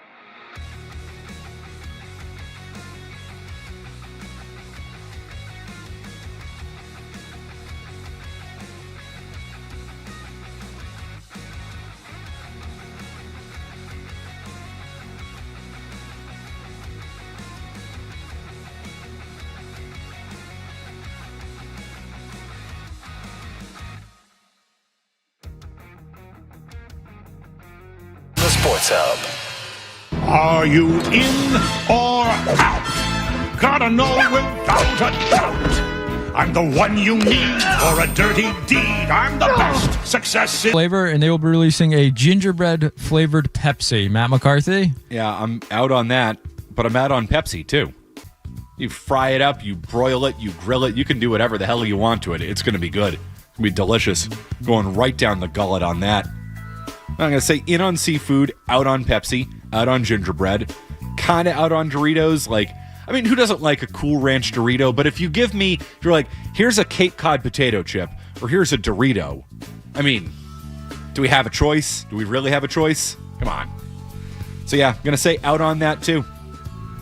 All right, McCarthy, this one is kind of food related. I say kind of. You're a man who will read on occasion, McCarthy, from time to time. Yeah, sure. I consume the words, yeah. An author is writing a vampire book. And to make this vampire book a more limited edition exclusive, she has decided to infuse the book with garlic-infused ink. To ward off monsters and vampires. The limited edition version includes a free bottle of Hellman's garlic aioli. Oh, my when God. purchased from her store. Matt McCarthy, are you in or out on a vampire book with garlic-infused ink? I am so in on this, you have no idea. I'm not even going to read the book. I don't care about vampires, whatever. Now, is this like an actual vampire story, or is this like a vampire erotica type of thing? Well, your guess is as good as mine. It says a blood and ash novel, the primal of blood and bone. Well, honestly, if we're talking about the word bone in there, that could be an erotic vampire novel, dude. Could go either way. I mean, I might say I might be in on the occasional erotic vampire novel. I mean, let's make things interesting. Let's get kinky over here. But no, you're talking about infusing a book and ink with garlic. This is the greatest idea I've ever heard. I don't care what the book says. You're going to make my house smell like garlic when I open this thing up. I'm just going to leave that thing on the coffee table. Really, it needs to be like a coffee table book type of thing. So we're sitting around and people are like, you know what, Matt, your house smells really good. You're right. It does. It's the book. This is the greatest idea I've ever heard. Not to mention, too, a garlic aioli is one of the greatest inventions we have figured out as human beings. What a concept. What an idea. Borderline impossible to screw up, too. Makes everything better. Why don't we have aioli on more things? If we're talking about a condiment, which is what it is, right? Aioli condiment? I would agree. I mean, it's more of like a sauce, but like it's in the condiment family under the condiment directionally tree. Correct. Top 3 condiment, dude. Really, when you think about it, like, get your ketchup. Ketchup's fine, all right? I like ketchup. I like mustard. Mayonnaise, aioli. Now, I guess aioli does kind of come from the mayonnaise family, right? So maybe we're just talking about uses of mayonnaise. Mayonnaise is the greatest condiment, bar none. Mayonnaise, aioli, and my friend, I'm going to tell you something that also comes from the mayonnaise family. Tartar sauce. You would put mayonnaise on a burger, you'd put relish on a dog. Why can't we go straight up tartar sauce on a burger? You tell them, why can't we? Why have we not done this? Where's a restaurant out there to do that thing for me? Hello? Joe, where are you? Are there any restaurants in the Metro Boston area that throw tartar sauce on burgers or throw tartar sauce on anything besides just fish? Why do we limit it to just fish? I am so in on tartar sauce, you have no idea. Can you answer this for me, Skaz? I think of tartar sauce as exclusively like a side for fish, but it is pretty good. But it's really good. Damn it, it's awesome. Why have we not expanded beyond fish? I feel like French fries sometimes people may put them in there. Oh, my God. You give me a full thing of tartar sauce. I don't need the ketchup. I'm dipping the French fries in the tartar sauce. And it's an excellent combination. Like, seriously, what's better? French fries with ketchup or French fries with tartar sauce? I gotta, I'll get back to you. I'll do a little research. What? It's been a while since I've had tartar sauce. Maybe tomorrow night, going out to dinner, maybe I'll get a nice piece of fish. River, tartar sauce and French fries in or out? I'll be honest, I'm in on tartar sauce, but I've never actually tried them with fries before. So next time I have like fish when I go home or something, I got to try them with the fries, I guess. What the hell's wrong with these kids? They've never dipped their French fries in tartar sauce. He's from Vermont. Oh yeah, no, that explains it. Elite maple syrup, though.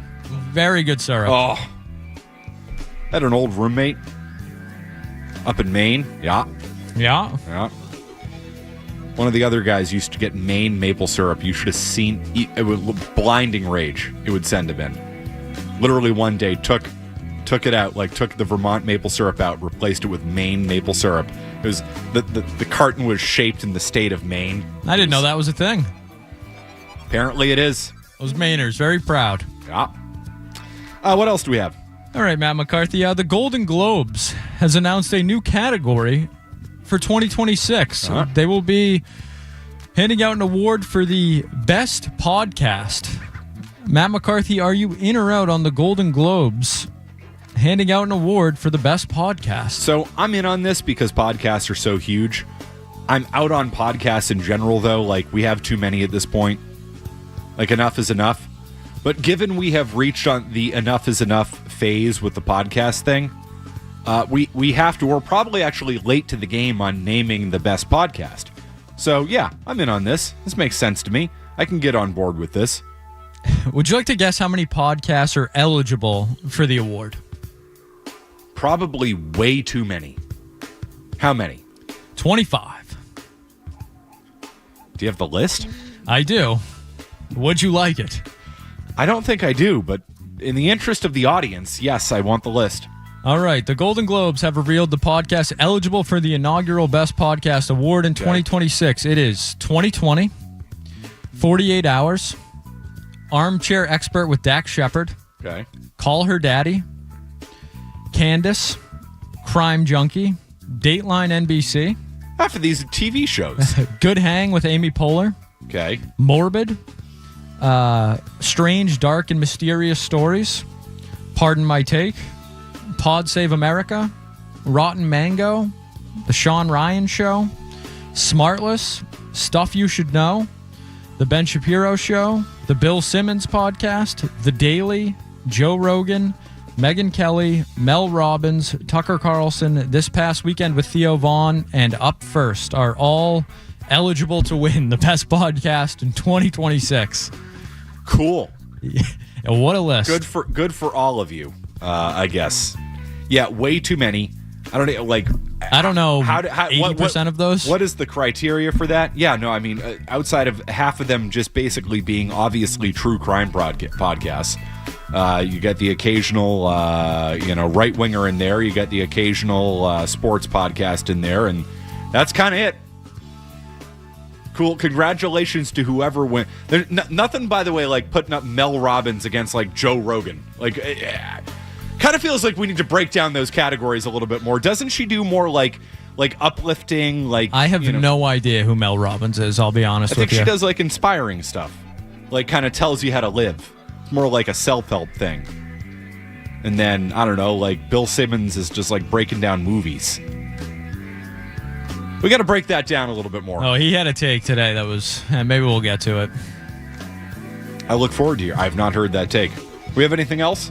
Sure, why not? We will end with this. The Philadelphia Phillies, who are managed by a gentleman who, or I should say, generally managed by a man who likes to win postseason playoff games. The Philadelphia Phillies are selling the 999 challenge during the postseason. So those that are unfamiliar, the 999 challenge is when you have 9 hot dogs and 9 adult beverages in 9 innings. So the Philadelphia Phillies are selling 9 hot dogs and 9 beverages at once in what looks like a giant lunch tray, basically, with a cardboard back. Matt McCarthy, are you in or out on the Philadelphia Phillies selling the 999 challenge during the postseason? I couldn't be more in on this because that is the fan base that I want to sell the 999 challenge to. Those animals down there in Philadelphia. And I say that as a compliment to the vast majority of them.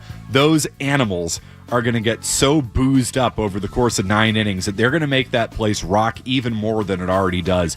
Philadelphia is the best, given the Red Sox have not played a home playoff game in 4 years. Philadelphia, undeniably, is the best environment in postseason baseball. That place is awesome. So you're going to get those people with the 999 challenge. I couldn't possibly be more in on it. The only thing about it, though, Skaz, that we must consider is baseball has really done their part to make the 999 challenge dangerous. These games aren't taking 4 hours anymore. We're playing these games in 2 hours, 45 minutes. You got to pound 9 of those things in 2 hours, 45 minutes. Now we're getting dangerous. The only people who can do it are the folks in Philly. So, yes, we're selling this to the right people. In on the 999 challenge and in on that series. That series is going to be awesome. Winner of that series wins the World Series. Take it to the bank. All right, there you go. That's In or Out. It's going to do it for a Friday night edition of In or Out. Thank you, Skaz. Always enjoy the time we spend together on In or Out. We'll get back to, I see on the phone lines, Mac Jones thoughts, Red Sox thoughts. We'll do that. Mike Antonellis is going to come up later this hour. Voice of the Woo Sox. We're going to break down Christian Campbell's performance down there, whether he might be tradable for the Red Sox, and everything going on with them. We continue. It's Matt McCarthy in for Joe Murray. More Joe Murray coming.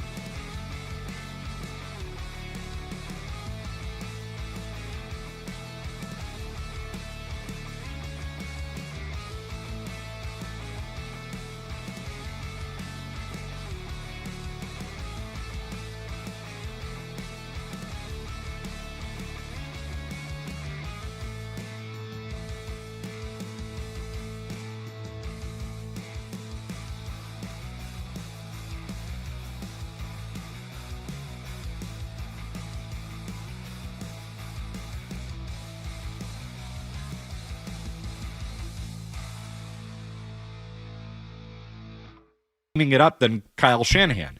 And in the end, it doesn't matter whether it's Mac Jones or Jimmy Garoppolo or Brock Purdy or any of those guys. Doesn't matter who they are. They're eventually going to lose in the end because their coach doesn't understand game situations. He can only scheme things up and is ultimately a loser.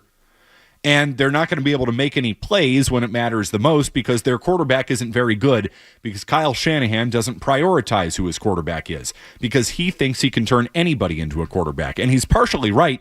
I mean, Mac Jones is a bum, as we know from his time here, his time in Jacksonville. He's a bum, but you put him in the Shanahan offense and it works.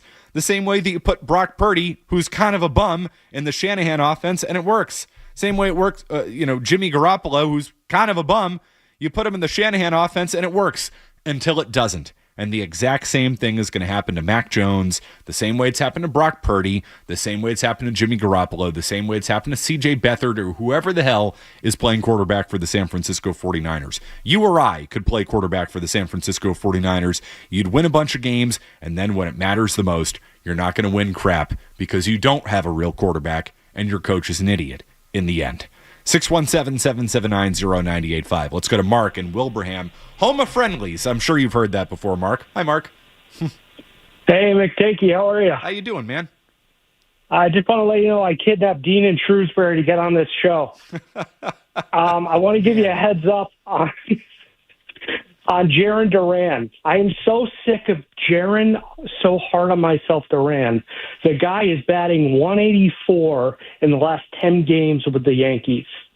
Why is this guy still here? What is he bringing to the table? I think it's based on jersey sales of last year and based on eighth in MVP voting of last year.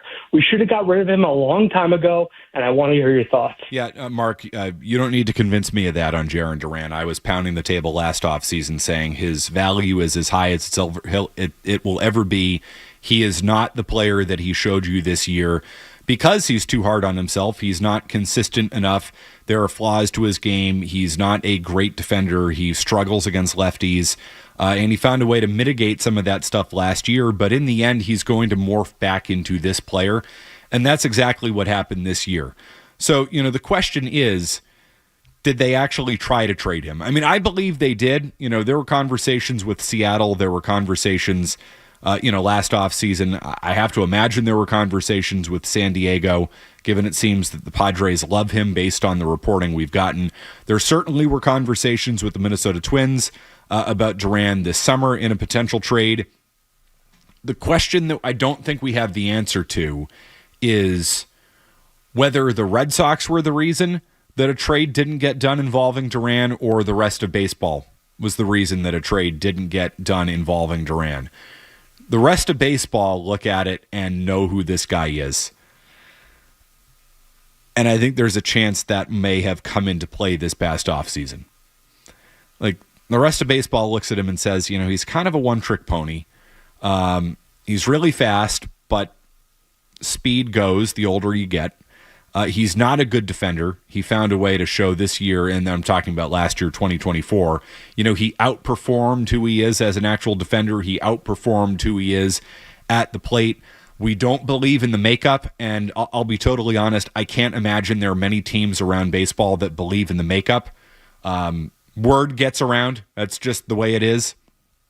There aren't many secrets in baseball. Like, I don't think the Seattle Mariners have no idea that there isn't stuff going on with Jarren Duran, and, is he the type of player that we want to build around? You're also going to say, too, wait a minute, this guy finished, top 10 in MVP voting last year in the American League. He was an all-star. He was the All-Star Game MVP. He was such a, spark plug player for the Red Sox. If the Red Sox then call you in the offseason and say, hey, how about Jarren Duran? Aren't you saying, yeah, why are you trading that guy again? Well, let's do some digging on this. And then you do some digging and you say, I don't know if that's a great thing. You start talking to people, and in the end, Duran is overrated.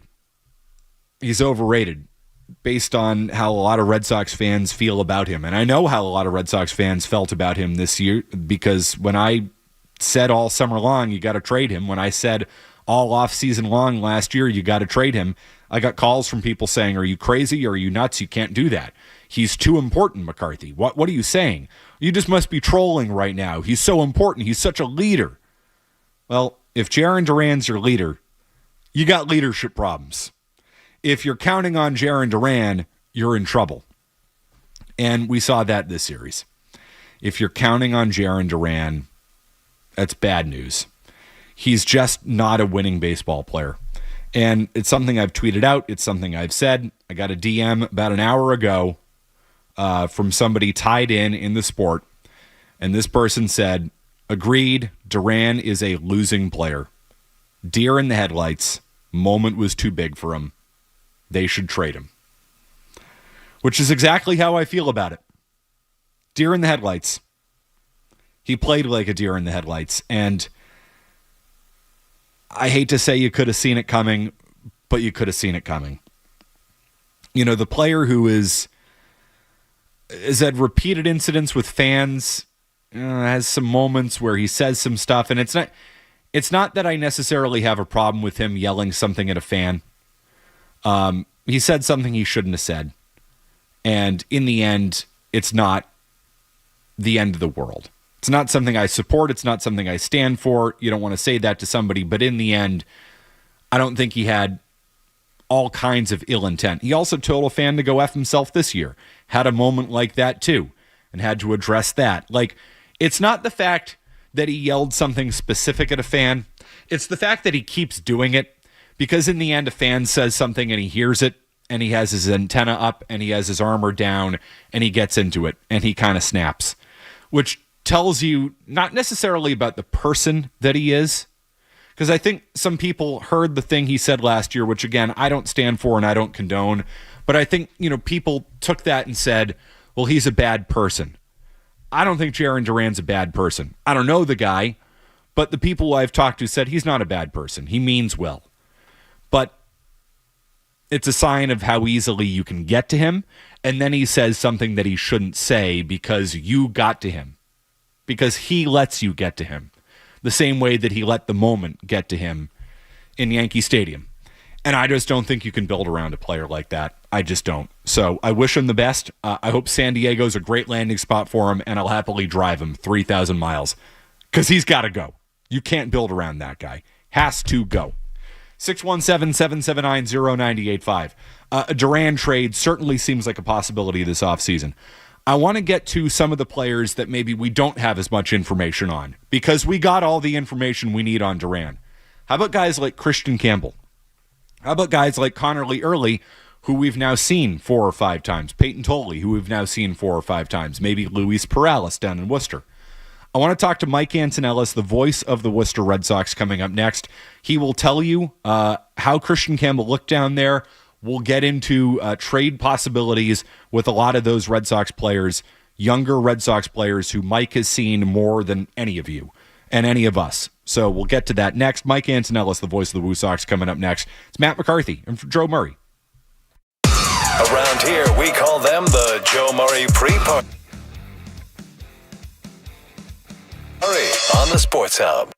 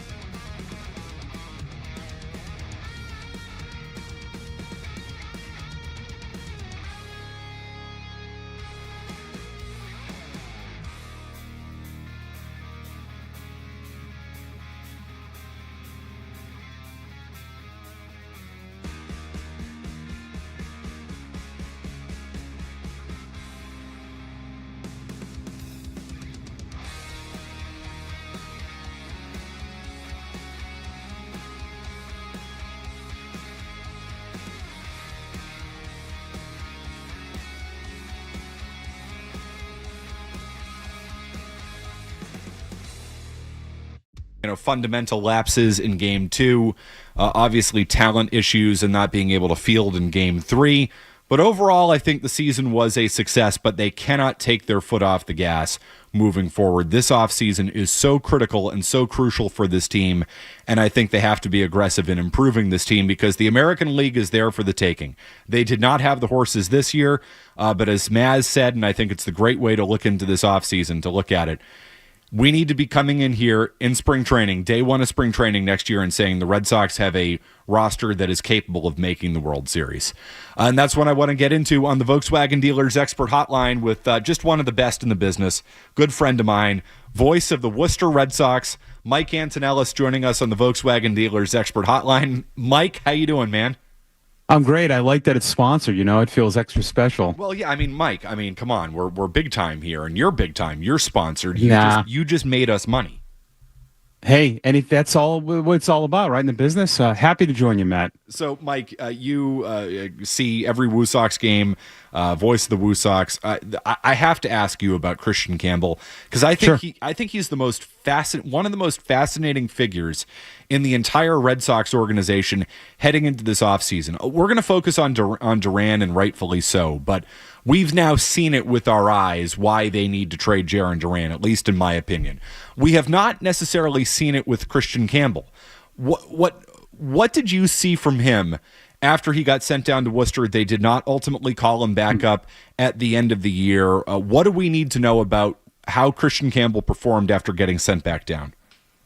Yeah, our manager, Chad Tracy, made a great point. It's filling in the gaps that I think he was missing in his development. And that happens with guys. I kind of almost compare him to Peyton Tolley. I get a lot of Peyton Tolley questions about, well, he only has one pitch. And I say, well, if you looked at any of the pitchers on the roster right now, starters, and saw them in year one, they might be an A-ball. They might be in AA. So I'm not surprised that he's not throwing 4 pitches. Same with if you look at Christian Campbell on the other side as a position player, a guy that hadn't played a ton of baseball, right? Didn't play a ton in high school. Didn't play a lot at the higher levels last year. Was really good at AA, and then he came up. It was just so weird when he came up last year in 24 and basically played 2 weeks in AAA, and he looked. At times, we used to joke that it looked like a big leaguer rehabbing, and then it just looked different, Matt. It after April this year. And this is what happens in the big leagues. Arnie Baylor used to tell me this all the time.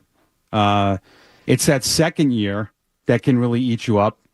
And for rookies, it can be that second month. And it really ate him up. Athletically, I think it's off the charts. First base at times didn't look great, but he played it athletically. I think he could play second base. I think he can play in the outfield. I like when he's hitting the ball more to the gaps. I know there's a call for him to pull the ball more, but his line drive ability to center, to right center, to me, is impressive for a guy his size. But I just think there's a lot of rawness in him, and that was the right decision, what they did to put him back in AAA. Yeah, it was definitely too soon. I think we all understand that. Sure. But the talent jumps off the charts. Mike, I was there with you in September of 24, and I couldn't believe how good he looked. He really, he did look like Mookie Betts, kind of that wiry hitter, but his ability to shoot the ball into the gap, the athleticism was crazy. He played shortstop that day, and it just jumped off the charts. But you're right. It was not a polished enough product. So, did he make progress in Worcester after being sent back down? How would you characterize the way he performed after coming back down? Yeah, I think he did because they also were asking him to play a new position. And I think anybody that was asked to play a position this year in AAA, that was, because maybe I'm going back up. Again, not to change the subject, but with David Sandlin, all right, you're a reliever because we think you could be in the big leagues in a couple weeks. That's hard. So with Campbell, it's okay, all of a sudden you're going to play first base. So then maybe it's mixed signals. Oh, am I going back up? Am I playing first? I got to learn this position. Right, but I also need to start hitting too, which you didn't hit, so you've got that thing going on. It's a great point, Mike. Sorry. Yeah, you got that going on. And I think too, learning, I talked to Nathan Hickey about this too, who played first base. You don't realize how hard that is until a ball rockets at 105 when you're coming off the bag at first. And, all the bunt plays and when to cut the second baseman off, when not to. And he gets pitched differently. I mean, let's be honest. That's just kind of how it is. And I'm sure there was some pressure. But I will say this about him. Unbelievable teammate. He came down and he just kind of fit in with the guys. Like, obviously knows all of them. But I've admired when guys have had to come back and they're fine about it. Richard Fitz had talked about that before after that Angels start, that going back was the right thing to do. So it's not a finished product. And I don't think what we saw in the big leagues was finished. And this has happened before. This has happened to some of the great players in the history of the game. Roy Halladay went through this miserably with Toronto. He was horrendous. And he admitted it. I got to the big leagues quick. Clay Buchholz, I remember him telling me, I threw a no-hitter in the big leagues, and I just felt this is easy. He ended up back with you in 2008 in Double-A, right? He ended up back in Portland. Yes. They sent him back there. Wasn't the pitching coach in Portland? He had a really good relationship, so they sent him back there, right? Yeah, look at you, huh? Look at Matt with the memory. Look at the big brain Mike on Matt. Yeah. Yes, yeah.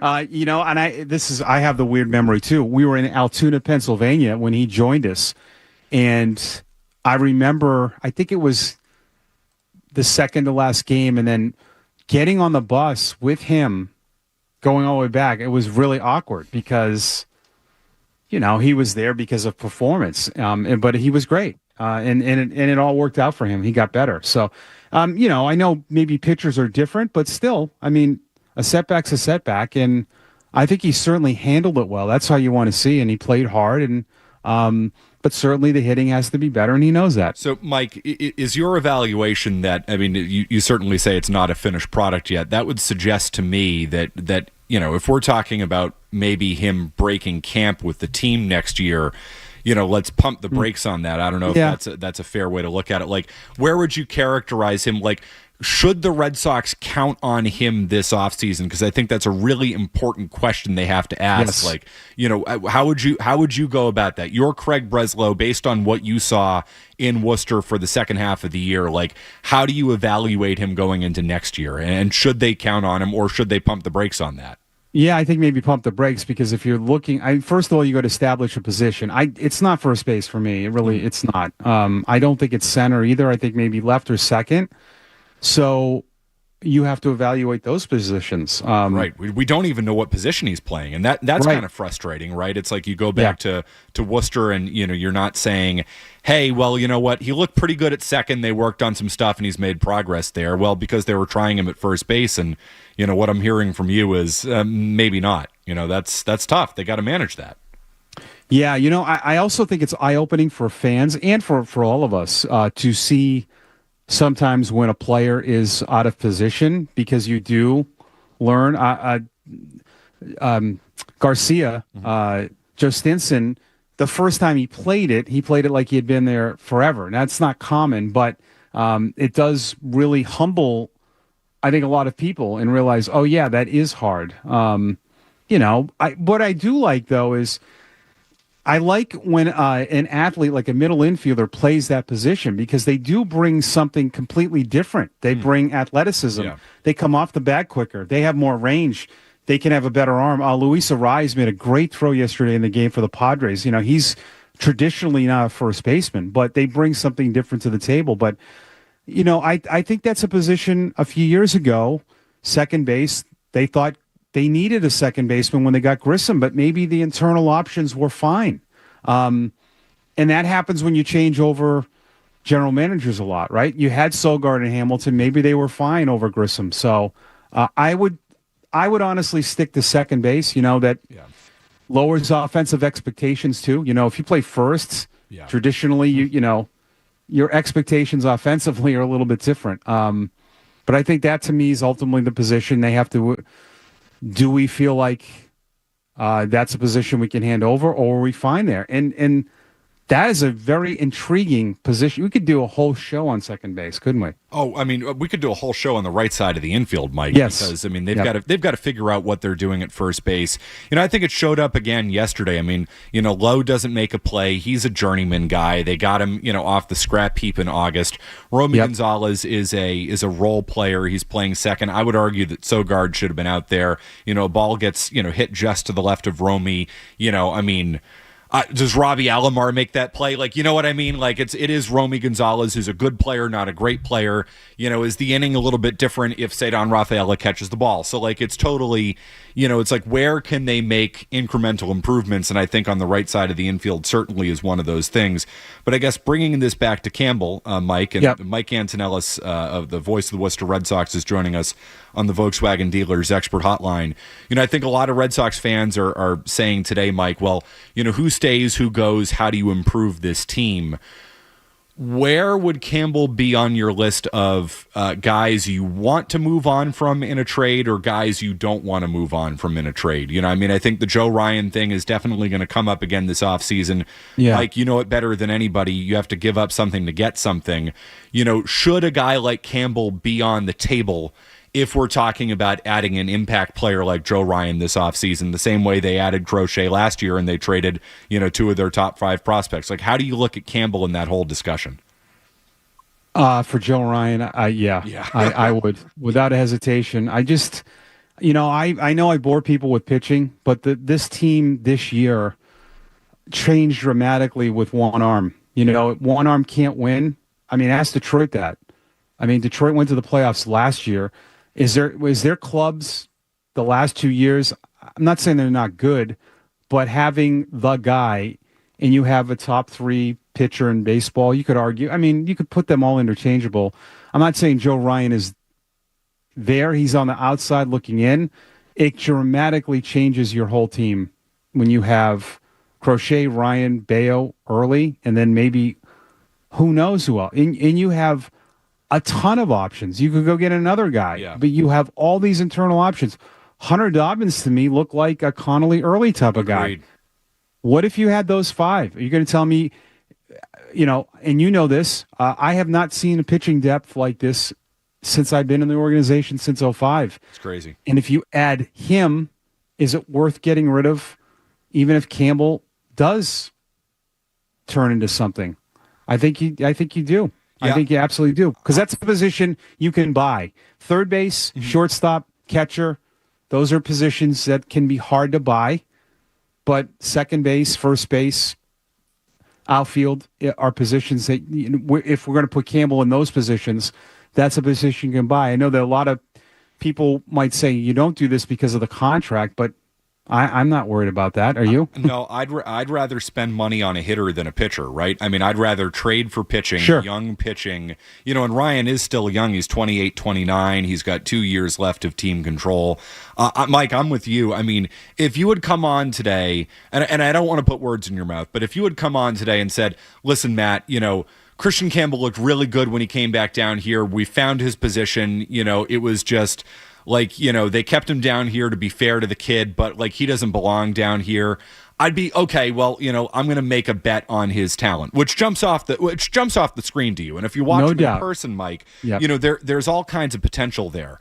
But I think it's fair to say that there's a lot of bust potential too. You don't know what his position is. We don't know if, he's played very little baseball and it's been very up and down. I think that's fair to say. The highs have been really high and the lows have been really low. If I can get a guaranteed thing, like a Joe Ryan, or if there's a deal to be made for a hitter out there that I know is a bona fide, has been a really good hitter for the last 6-7 years in baseball, I'm making that move. If I can get a power hitting, first baseman, if I can make a Matt Olson trade like the Braves did a few years ago, I'm shipping Christian Campbell out. And I'd say that frankly about the majority of people in the organization. I don't know if you have any untouchables based on guys that you've seen, but it doesn't sound like Campbell would be one of those guys. Looking at what you can get, I got smoked on social media for saying that I didn't think that the Red Sox gave up a lot for Crochet, and I get it in terms of prospects, but you're talking about you could argue he's the best. If someone said no, Crochet's number one in my book. You wouldn't say no to that. Right. And you gave up no one from your 25-man roster to get, and I get there were some questions around Crochet, but he's a franchise-changing guy, and they were they knew it. A lot of people in baseball knew that, you're getting an ace, and those guys you can only find through the draft. Joe Ryan's are through drafts. So the players that you can't get, so like for instance, you can sign Alonso, you sign Bregman, you sign Story. Those guys are free agents. A lot of the guys like Joe Ryan and Crochet and Skeens, they're not usually available. Like Chris Sale. I mean, you've done it twice. And if you get a chance to get someone that might be a little bit like a ring lower than Crochet and Skeens and Skubal and Joe Ryan, it changes your whole. To me, it changes everything. That's it's similar to what the Yankees did. They went out and got Rodon and Fried to help Cole, and I mean, that's been a franchise-altering move. Cole was a franchise-altering move, but the two guys underneath are huge, and then you fill it in with some prospects, and you're good for a long time. I mean, so Cam from Walpole, we haven't reached 10 o'clock yet, so I'm not going to attempt to pronounce the name because it's an FCC violation waiting to happen. But Cam from Walpole was electric last night, and you're right. It's like that's their, on paper, number 4 starter heading into next year, which is a game changer. Yes. Speaking of that type of stuff, Mike, did you see this coming from Connelly Early? Not right away. So what's tough with guys from AA is that the strike zone, the zone does get a little smaller. It's just completely different. I mean, you go and the two of them, Cam from Walpole and Connelly Early, they both began the year in AA. It's pretty remarkable. His last start, I think he had 21 swings and misses, and that's when we were like, okay, now I see why this is a guy they didn't want to trade. The composure, the no big deal, I'm at a new level, that was pretty evident. Same with Tolley. I mean, Tolley's last start in Worcester, we were like, this is just not right. But no, not right away. But the last start, it was, oh, wow. We all were kind of like, wow, this kid's pretty good. And then, this, watching, there is, I know that there's a side of people that don't believe in the whole, he looks like he's not phased or those other factors. It matters. If the game does not speed up on young players up there, that's half the battle. He does not look sped up in the big leagues. And you can see it. I mean, Eduardo Perez was talking about it too. Both of those guys. But what a strange. This game is. I always say it's wonky because the opportunity came up. Harrison was the 15th different pitcher to make a start. Early was 14, and only happened because of all of the injuries, which you never want to happen. But through that, Matt, you discovered, and they might have already known this, but I think it's pretty sure that he's going to be in that rotation just because of the other things that happened. It's really a remarkable set of circumstances that led him to start Game 3 of a wild card playoff at Yankee Stadium. It's great for the organization, Mike. I mean, it is. It shows. I mean, that is. I think Connelly Early, it has to be one of the great victories for Craig Breslow and this organization this year. Now, he was a Heim-Bloom draft pick, and obviously they've changed some of the pitching development stuff that they've done that down there. I do wonder though, Mike. You say, I mean, yes, I think if the season started tomorrow, Early undeniably would be a back end of the rotation starter for the Red Sox. I kind of wonder though too. It's like, he showed you so much. He kind of, not to say kind of came out of nowhere, but at least he did for me as somebody who follows the Red Sox farm system. It's like, wow, this guy's way better than I thought. And oftentimes that happens. But I wonder if the Minnesota Twins take a look at something like that, be like, wow, that Early kid is way better than we thought. And I wonder if all of a sudden he becomes available in a Joe Ryan trade. What I mean? Yeah, no, that's, I mean, I think postseason has done that for free agents, right? Derek Lowe got a ginormous deal after 04. There's nothing wrong with that. Yeah. There is no doubt. There's no doubt. But, I know a lot of beat writers for the Red Sox broke this news. The Diamondbacks really wanted him. They said no. I give them credit for putting their foot down, like if they really felt, but that shows what everyone else who's been scouting him in AA and that came to AAA. But yeah, the in terms of his value, it is absolutely skyrocketed. And Sure, if that lands you a big package, I'd be open to that. But they could also sit back and say, we want to keep no. But to your point, they now got so many more options. We get when everyone's healthy, where do they all fit in? So, Mike, I must have missed that at the deadline. I think we were so focused on the Ryan stuff. So there was reporting. Can you let me in and everybody else in on that? There was reporting that the Diamondbacks wanted Early. Was that in a deal for Naylor, Suarez? Maybe Merrill Kelly. Merrill Kelly. Yeah. Interesting. So Kelly obviously is a free agent. I wonder if the Twins weren't as up on him. I wonder if he was possibly in the deal for Joe Ryan that almost happened, because I would not give up Early for Kelly. I definitely would give him up for Joe Ryan, though. That's fascinating. Yeah, and there was probably other players. I've told a lot of people, too, the problem with a lot of the deadline stuff is that we don't know what teams are asking. Rob Bradford had mentioned this year that last year pretty much every deal that teams wanted to make with the Red Sox included Anthony and Maye. They would have been nuts to trade Anthony for a rental last year. So Major League Baseball would never listen to me, but it would be great if teams had to submit. And they shouldn't. I mean, that's kind of a weird idea, but sometimes I just tell people don't obsess about some things, because I remember Red Scout a few years ago telling me that teams were asking them for De La Cruz at the deadline. Like that's how teams are playing now. They're playing, but they have to, right? I mean, if you don't make the playoffs and you get rid of some of your best players, you better get a lot back for them, or that's how you lose your job. All right, Mike Antonellis, voice of the Worcester Red Sox. Where can people find you, Mike? At the Radio Mike on Twitter. Yeah. I know you're doing a ton of Sox content. I mean, really, if you're a Sox fan, you got to follow Mike and his stuff. He is one of the sources for Red Sox minor league content and news. I mean, I mean that wholeheartedly, Mike. Where can people find you? Yeah, at the Radio Mike on X is great. I do a podcast called Red Sox Now on YouTube. But yeah, at the Radio Mike's a very original handle, by the way. So I will take the W on that one. He used to be Sea Dog Mike, or no, Sea Dog's Radio, and yes, got the Radio Mike somehow. Years. I mean, you've been out of Portland for 5 or 6 years now, but Mike's been in the Red Sox organization for 20 years. He has sourced up the wazoo. He's the man. Mm-hmm. And check out Red Sox Now, and Mike. Anytime you need somebody to come on and talk Sox, you got me. All right, bud. Yes, and as a golf partner too in tournaments, you were the best. We had a good time a few weeks ago. You know what? I hit it okay that day. I've been playing okay since. So it was obviously your game and your good vibes that have rubbed off on my golf game for the last few weeks. Well, thanks, Matt. You're doing great, too. You know how I feel about you. Keep rocking, man. You're the best. All right, he's the best. Mike Antonellis, voice of the Worcester Red Sox, joining us on the Volkswagen Dealers Expert Hotline. Always great insight from Mike on Red Sox prospects. Skaz, you have any major takeaways from that? Yeah, I mean, the biggest takeaway for me is that you're playing golf again and not hating it. Yeah, no, it's going great, actually. I played with McCone earlier this week. We had a blast. It was not too bad.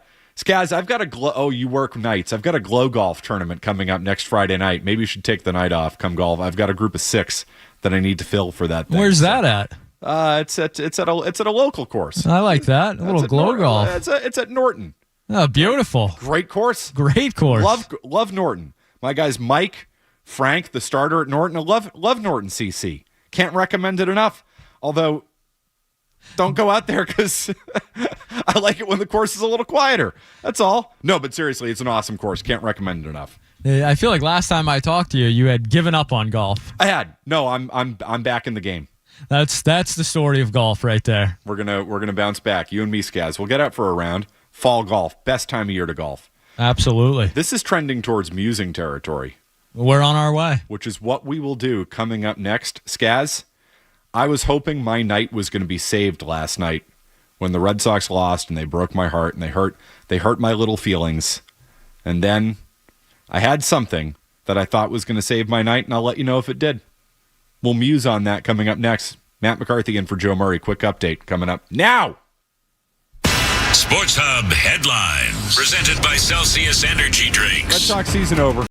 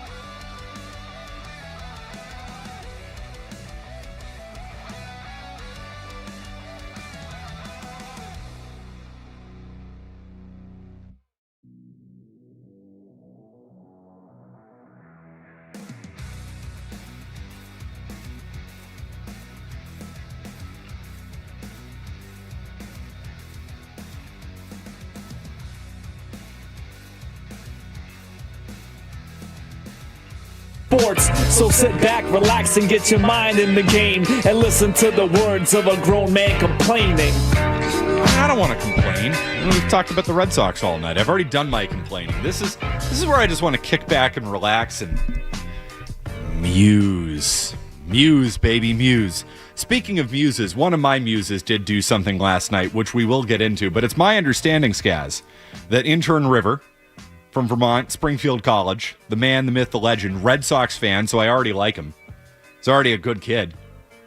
He's got something he wants me to address. Is that right, Skaz? What's the deal with this? To be honest with you, I'm not 100% sure, but I love that. Intern River said to me about an hour ago, he said, hey, I got something that it could be amusing, could be something I'm looking for advice for if you guys are interested. And Friday night, we're always interested. I will take any content that I can get. Most importantly, though, Skaz, so this is the first time Rivers met me. I don't know if I give off advice vibes. Do you think I'm the type of person you want to get advice from? I think it is very topic dependent. I will say that. And River said, and I said, River, I'll be honest with you. I don't know if me and McCarthy can help you, but we will try. All right. What do we got, River? We got girl problems? Like, what's the deal? No.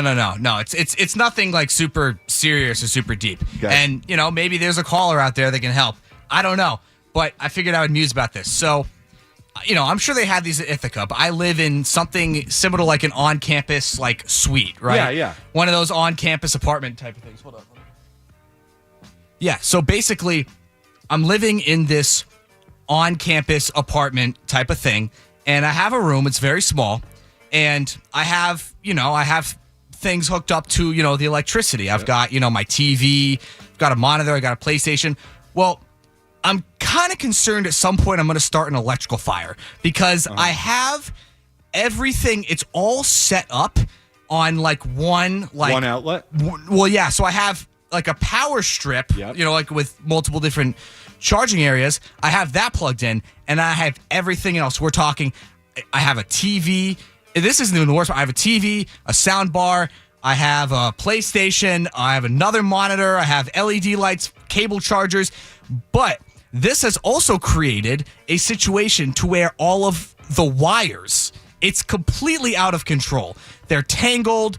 I got HDMI cords everywhere. I need it to be more organized, and it is a complete mess. And I don't want to unplug anything and have anything reboot. But A, I fear I may start an electrical fire in my room. That's not and great. B, it's a complete mess. Okay. How many plugs are we talking about here into? So you've got essentially one wall outlet, your traditional probably two thingies, right? Prongs. I'm not an electrician. The thingy. Do you plug the thing male end into female end? Correct. Very educational moment here. Now, when I built my Brio sets as a kid, I was always told male end, female end, like that, the train tracks. Very educational.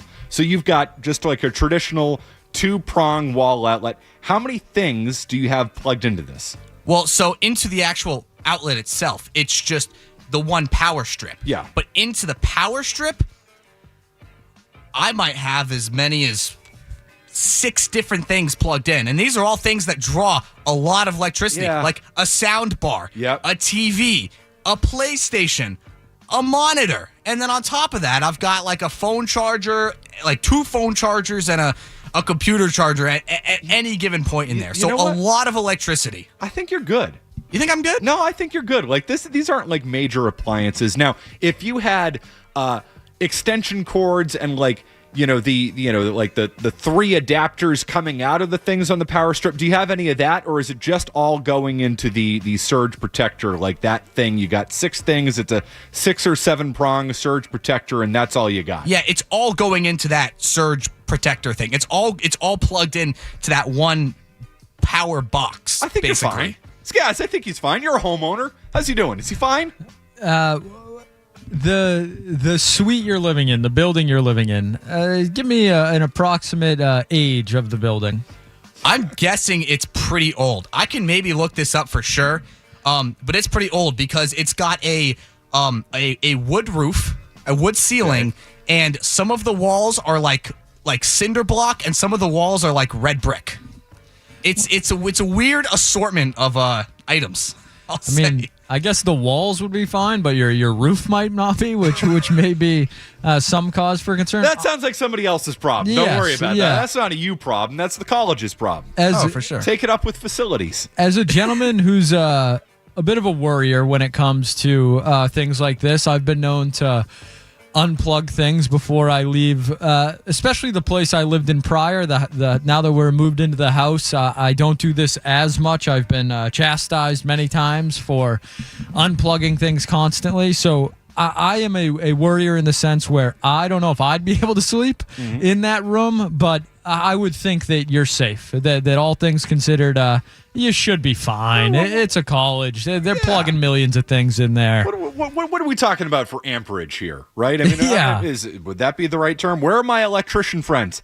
617-779-0985. Like, does a TV really draw a lot of power in 2025? Can't. Does a sound bar draw a lot? Like, I mean, we're not talking about like plugging in, a toaster oven into this thing right now. If we're introducing a toaster oven, air fryer, stuff like that, I might want that on a separate outlet. Yeah, I think fair like enough. TV, phone charger, like how much juice does it take to give your iPhone some juice, right? And if you're really worried about that, you know what my move would be?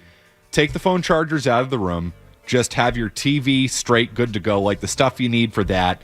Charge your computer and your phone somewhere else. Yeah. No, I hear you. You got like a living space in this suite, or is it just? No, yeah, we have like it's like a normal apartment. So we've got how many dudes? How many people are we talking about? It's me and 5 other dudes. All right, now you see, I'd be more worried about the other people than I would be about you. I think you're good to go. I don't know what the hell they're getting into, but I based on the information you gave me, you're good to go. And if I find out you die in a horrible fire, I am going to feel really badly. Okay, so please don't. I hope I'll try not to. I'll try. But then on the other hand, I've got a lot of things, and all these things they have, wires. And so that's my other problem. Is that it's wires. It's out of control. What type of wires are we talking about here? Well, let's see. HDMI, like we talking like red, yellow, white wires, which you have no idea what we're even talking about. I do. Those are for like DVD players and stuff like that, right? I think. Yeah. Sure, yeah. Okay. Yeah, all right. Yeah. That's a kick in the nuts. Yeah. All right. So basically, I have an HDMI cord, and that goes from my PlayStation to my monitor, and then I've got I got to provide power to the monitor and the PlayStation, and I think it's like one cord for my TV and another cord for my sound bar. So we're talking at this point. There's like 5 different cords, and they're all sort of like shoved like behind the desks, so that they're not like good. Isn't that the way anything looks? I would It's say the way my living room looks. That's how most living rooms, and especially I would imagine college suites. Look, I have had someone reach out. Yep. My brother, who is not an electrician, but will play one on occasion, has been known to electrocute himself. Which, by the way, is not something that I mess with whatsoever. Once we start talking wires, like I could die if I do this. That's where I call Coleman. It's electric, baby. I've electrocuted myself once or twice. Highly recommend calling a professional in that instance. You don't want to do that, but I'm being told, depending on the amps, you should be fine. If I'm guessing the power strip you have has a surge protector and nothing has popped yet, you haven't blown any fuses or anything, you would know. I would think at this point, if it's been a couple weeks, if nothing has happened yet, we're going to go with, if it's not broken, don't fix it kind of method. Okay. Maybe get a couple zip ties and you can, tie the wires together to clean it up a little bit. But I think all in all, you're pretty good. We've got a very responsible college student here. I love this. I wouldn't have been thinking about this. I wouldn't have even been able to figure out how to plug that stuff in when I was in college. And I studied television radio, so that's really not a good look. Actually, here's a question for you guys. If we're getting into this stuff, home ownership type things. Skaz, by the way, how you doing today? Yeah, you want to talk about amusing. Yeah, home ownership is great. I absolutely love it. Love, the house, everything, backyard, tremendous. But, things happen when you own a house. I had a plumber and a pest control guy at the house yesterday, and then we had, or I should say a drain guy. How long have you owned this house for? 2 weeks today. 2 weeks today. So today we had another plumber scheduled to come over. He said he'd be there around 1:45, 2 o'clock. About I don't know, 1:15 maybe. I take a shower, and we had a little water in the basement last weekend, and we attributed it to the old washing machine. Maybe we thought a drain was clogged, which it was. They came and fixed it yesterday. That's why the guy was there. So I said, I took a shower. Let me go check the basement, see how everything's holding up down there, just out of my own curiosity. I go down to the basement. A pipe is just cracked, completely cracked, massive hole, and there's water everywhere. Luckily, I didn't have to call a plumber because one was on the way. So a little Band-Aid fix today. Hopefully they will replace it early next week. But yes, I'm learning that there's always something. Everyone says there's always something. There is always something. So yeah, a couple towels down there. We got a sump pump, dehumidifier, all the work. So it's fine now. Just might be. I don't know how many showers I'll be taking this weekend. We'll see. Michaela's going to be a very lucky lady with you not taking any of those showers. Yes, yeah, naturally, yes. We're all very, very excited about that. We got a trash, we put a barrel down there underneath the thing, so you can wash your hands. You can take a marine shower real quick if you got to, and we'll see what happens. Let's see where the water goes. They put a Band-Aid on it. It's fine. It's only leaking a little bit. You texted me. You said, "Dude, I got water in my basement." I said, "Why you texting me? You should be calling our friends, the Alberts." I know. It's game over for water. Seriously, it was not game over for water in your basement. No, hopefully that had to do from the water from the outside. The water from the inside. You got yourself a problem there. Not great. Not what you're looking for exactly. Well, but you live and learn. River, thank you for asking a very responsible question. Of course, absolutely. I'm glad. I hope we didn't lead you astray, and I hope someday we'll find out. If I see a story about a dorm burning down at Springfield College, I won't be showing up to work that day. 617-779-0985. Last night, something big happened that I want to get to. We will get to that next. Matt McCarthy in for Joe Murray. You're listening to Joe Murray on 98.5. You're listening to Joe Murray on 98.5 The Sports Hub. Kids eat free at the 99.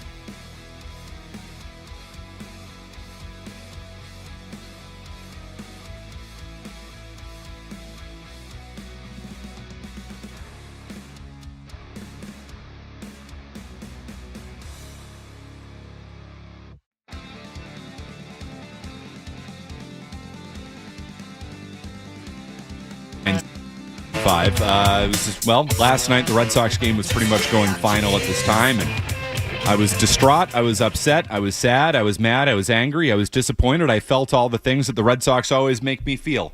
And at the end of the night, after sitting here taking a beating from the Red Sox all night long, my producer, my friend James Garamazino said, "Hey, Matt, don't you worry, the night will be salvaged. Do you know why?" And I said, "Why?" And he said, "Because 5 minutes from now, the new Taylor Swift album drops. And I know you're a Swiftie. You are the Swiftie at the station." And I said, "Skaz, you have saved my life. You have saved my night. Thank you very much." So I got down to my car, midnight, getting on Spotify. I'm like, I'm going to spin this thing on the way home. Got a, little drive home. This will be great.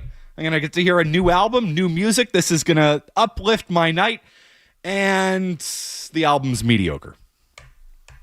Not great.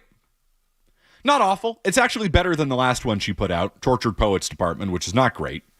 Maybe the weakest album she's put out over the course of her career. I mean, really going back to when her career really started with Red. You can take the rest of that crap, the early teeny bopper stuff, and you can kiss my ass with that. But I think we got a situation where we've got a pop star who's put out about 100 songs in the last 5 years, and the quality's just starting to dip. That's all. That's just my take on it. It's okay. She'll bounce back. We need a little break from Taylor. But there was one song on the album that I said, you know what? This is what I'm looking for. This is just, I was hoping for some straight pop. What does that look back there, Skaz? I just think the audience is going to be educated. That's all. Well, I got educated too. The song starts and I'm like, man, this is really good Motown stuff. This is Jackson 5. Hit me with it a little bit, Skaz. I want pop Taylor Swift. Give me just a great pop song. I just want to, I just want that thing. Gentlemen, Travis Kelce is the greatest athlete of all time. The greatest football player of all time. No. Tom Brady? No. Did Gisele Bündchen write a song about Tom Brady in this method? And I'm not just talking about writing a song about Tom Brady. And I get it. I know Giselle's not a pop star. But, yeah. Again, the song is called Wood. And it's about Travis Kelce. Well, I think it's about a specific part of Travis Kelce. The redwood tree? His penis, Matt. I think it's about his penis. My jaw dropped. And Skaz, I am not one, I am not a prude by any sense. Actually, if you hear me off the air, it's amazing you don't have to dump me more often. My jaw dropped. Travis Kelce today became the greatest legend in the history of men anywhere. To have a song written by the most famous pop star on earth, the most famous woman on planet Earth, talking about, and again, Travis Kelce, not the person, but talking about Travis Kelce is, I would argue, the greatest accomplishment any man has ever had, period, end of story. Forgive me, it sounds cocky. He amatized me and opened my eyes. Redwood tree, it ain't hard to see. His love was the key that opened my thighs. I don't need to catch the bouquet to know a hard rock is on the way. That is Travis Kelce. Nobody ever wrote that about Tom Brady.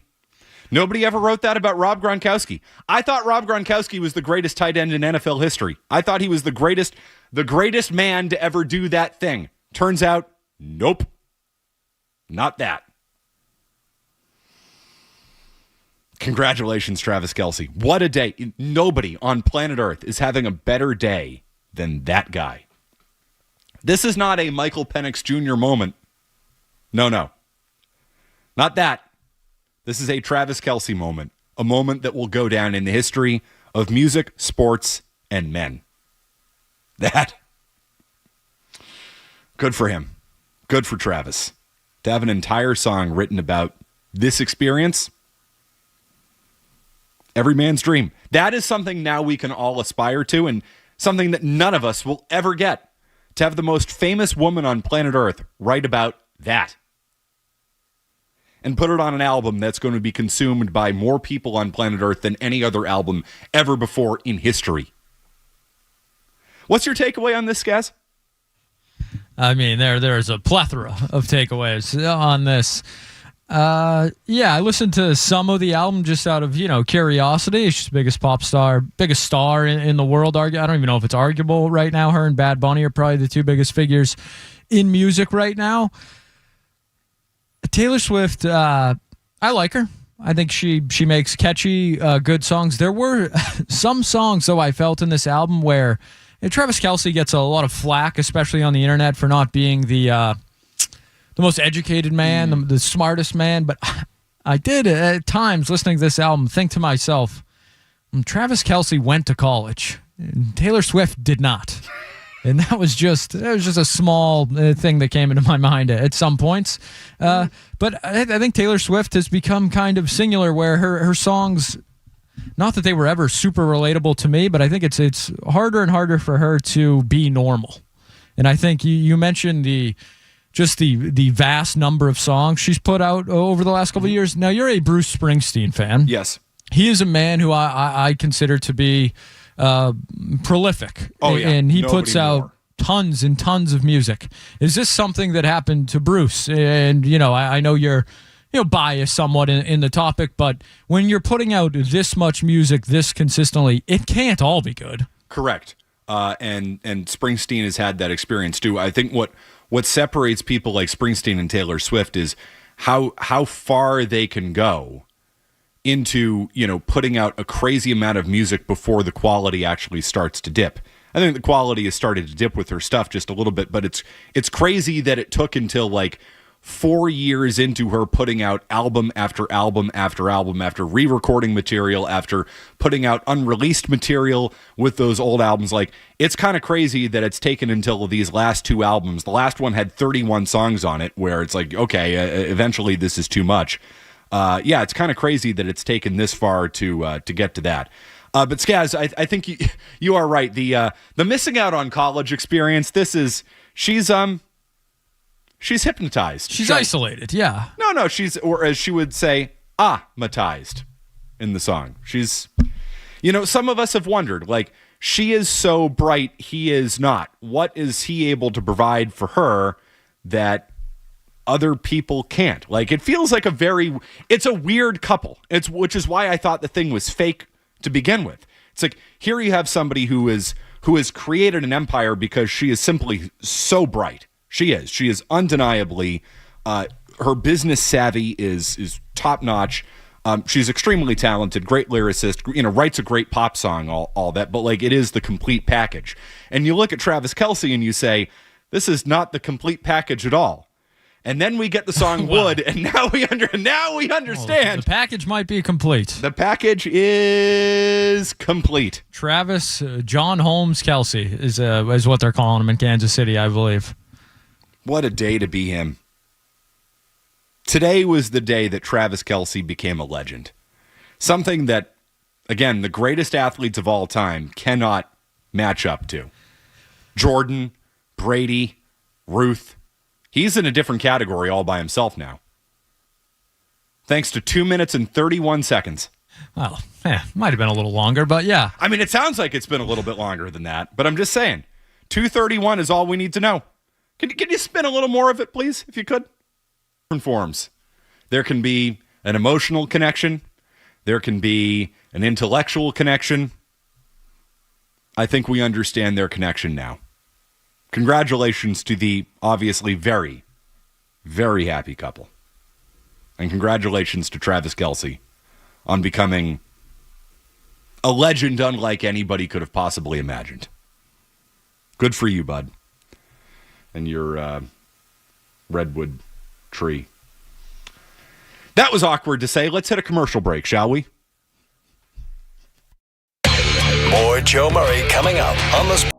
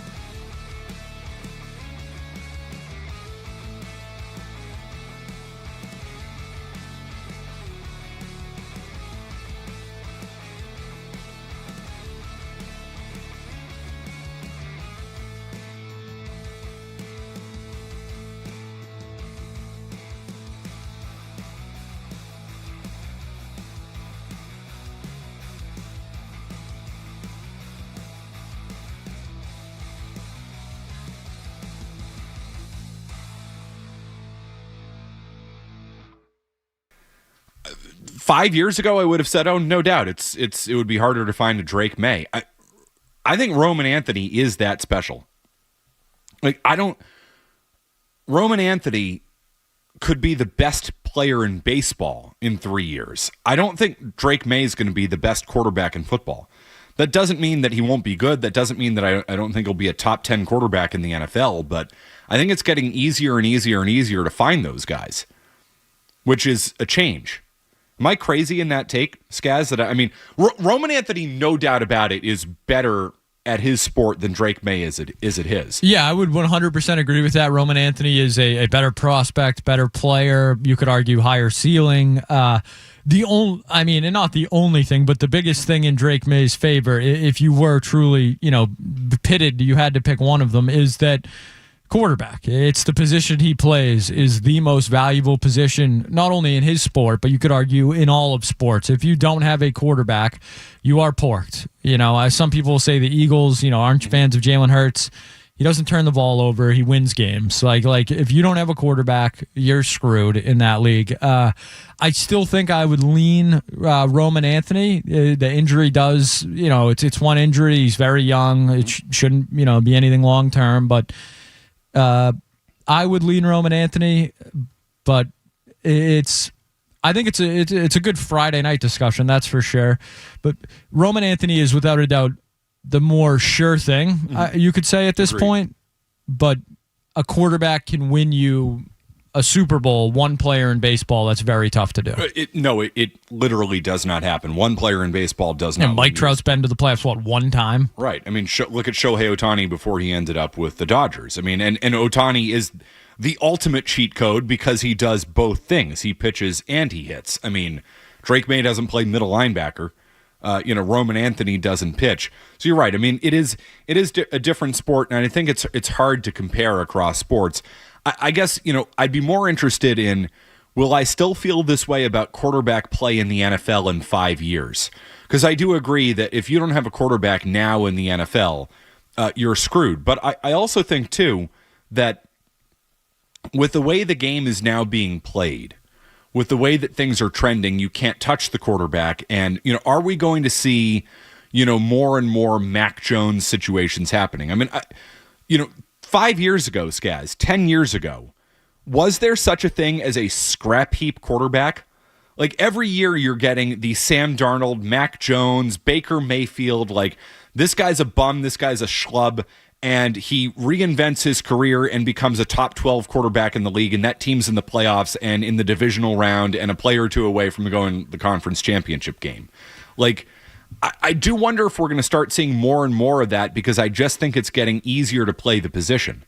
Now, I don't know if that's a good thing or a bad thing for football, but I do think, in the early 2000s, if you had Brady, you had Manning, you had Breeze, the league was becoming a passing-dominated league, but there were only 3 or 4 of those quarterbacks you could feel that way about. And there still is a divide between the Mahomes and the Allens, but don't get me wrong, but I think quarterback play is deeper in this league than it's been in a long time.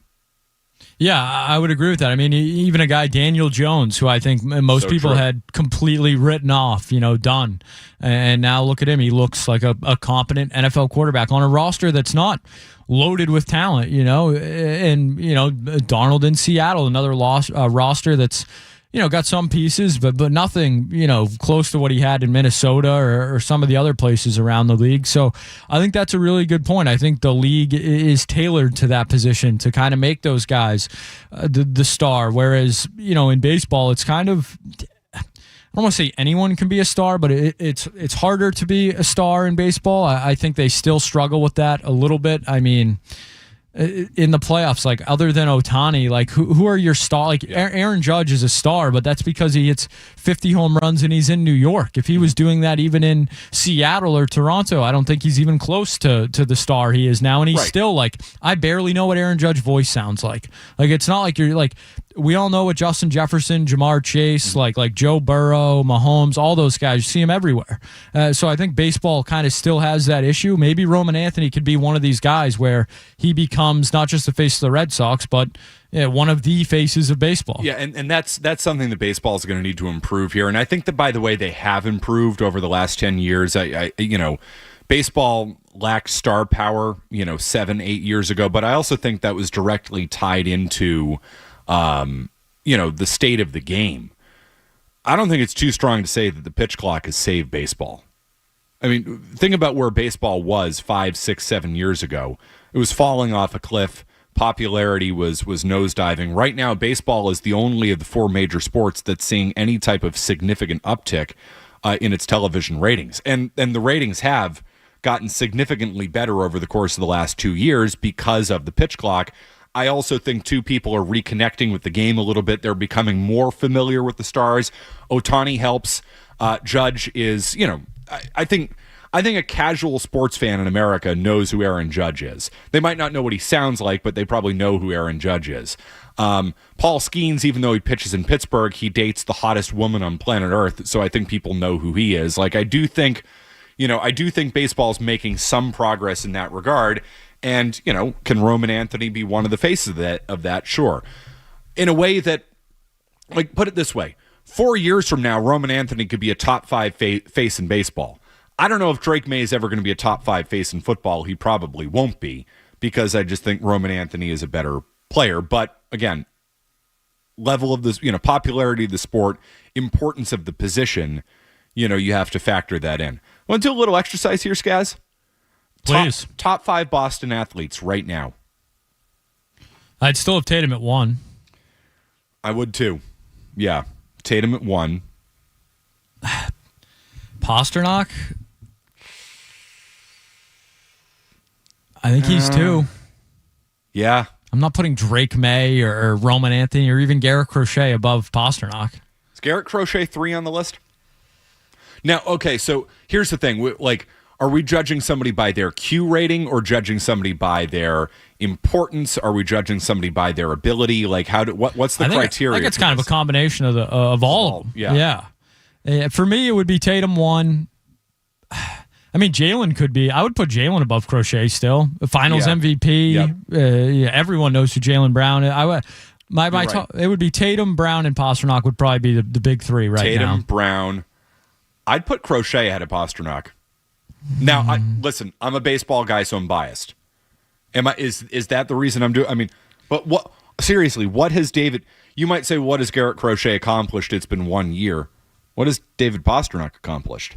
I know the Bruins weren't great last year. I thought Pasternak really showed you something in the later part of that season where he was a point-a-night guy almost on a team that was awful, just dragging them to being somewhat competitive in games, which I know is a low bar, but that's where the Bruins were last year. And when I say what has David Pasternak accomplished, I mean obviously a tremendous amount in the regular season. And this is probably recency bias, but has David Pasternak had a moment like Garrett Crochet had the other night? I mean, he had that game winner against... Was that Toronto? Toronto. Yeah. All right. You know what, Skaz? You're right. Pasternak slightly ahead of Crochet. Crochet ahead of Maye, or Maye being the quarterback of the New England Patriots. Like that. That's like the real deal. Like he should be number 1 in town. Yes, if he pans out, he will be. I mean, quarterbacks are always, unless you're in a city with like LeBron or someone like that, you're going to be number 1. So, yeah, I mean. I think Drake Maye is number 1 on the Patriots. I think going into the year, there were people that would argue Christian Gonzalez, though. Yeah. I wouldn't do that now. No, I wouldn't either. So, I mean, seriously, here's a question. Do the Patriots have another guy in the top 6? Because it's Brown, Tatum, Maye, Crochet, Pasternak, in no particular order. Like, is Roman Anthony ahead of Christian Gonzalez at this point? I would say no, but maybe 20 games into next year, probably yes. Probably, yeah. It's an interesting list. A lot of young guys on that list. Which I think is a good thing. Moving forward, yeah, I would agree. Interesting stuff. Well, thank you, Bill Simmons and the Bill Simmons crew for getting us down that road. I'm happy about that. Thank you for getting us to 10:35, Bill Simmons. Heroic, if you ask me. We'll get a quick update. We continue. It's Matt McCarthy in for Joe Murray. Sports Hub headlines presented by Celsius Energy Drink. Sox season done. They fell to the Yankees 4-0 last night. Patriots getting ready for the Bills on Sunday. Milton Williams questionable for that one, along with Clavion Chason, Carlton Davis, and Jelani Tavai. Lamar Jackson out for Baltimore this weekend. J.J. McCarthy out for Minnesota. Meanwhile, Jake Fisher says that Jason Tatum could potentially be back sometime in March. Headlines are brought to you by Valvoline Instant Oil Change. Enjoy quick and convenient vehicle maintenance this month. Visit NewEnglandOilChange.com for 15% off your...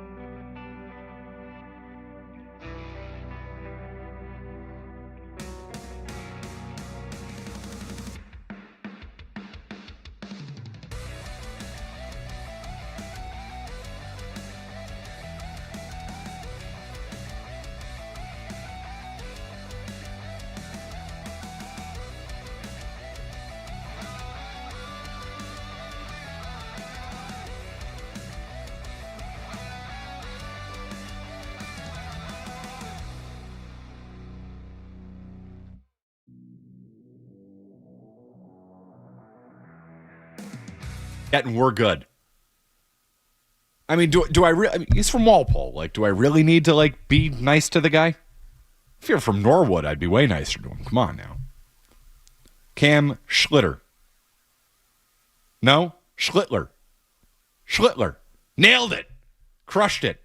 I mean, it's not like he went 8 scoreless innings and shoved against the Red Sox last night. Right up the Schlittler. Straight up it. That's what he did to him. He was dynamite, man. He was dynamite. Now, I think some of that has to do with him. Some of that has to do with the anemic, impotent lineup the Red Sox were putting out there. But he's been, I think, kind of offended by what the Section 10 crew was saying about him. Cam Schlittler himself saying he's got some issues with some of the bigger accounts.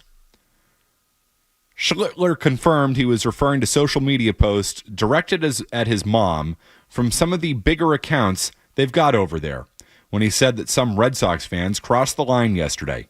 He became aware before he took the mound. He didn't want to give anyone attention they were looking for, but he was disappointed that it came from the area he grew up in.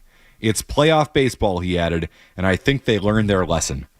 So Cam Schlittler trying to shove it straight up the Schlittler of Jared Carrabis, Coley, Mick, Milliken, all those guys, for saying that nobody grows up a Red Sox fan, and Red Sox fans don't become Yankees fans just because your son starts playing for the Yankees. To which I would say, dude, calm down.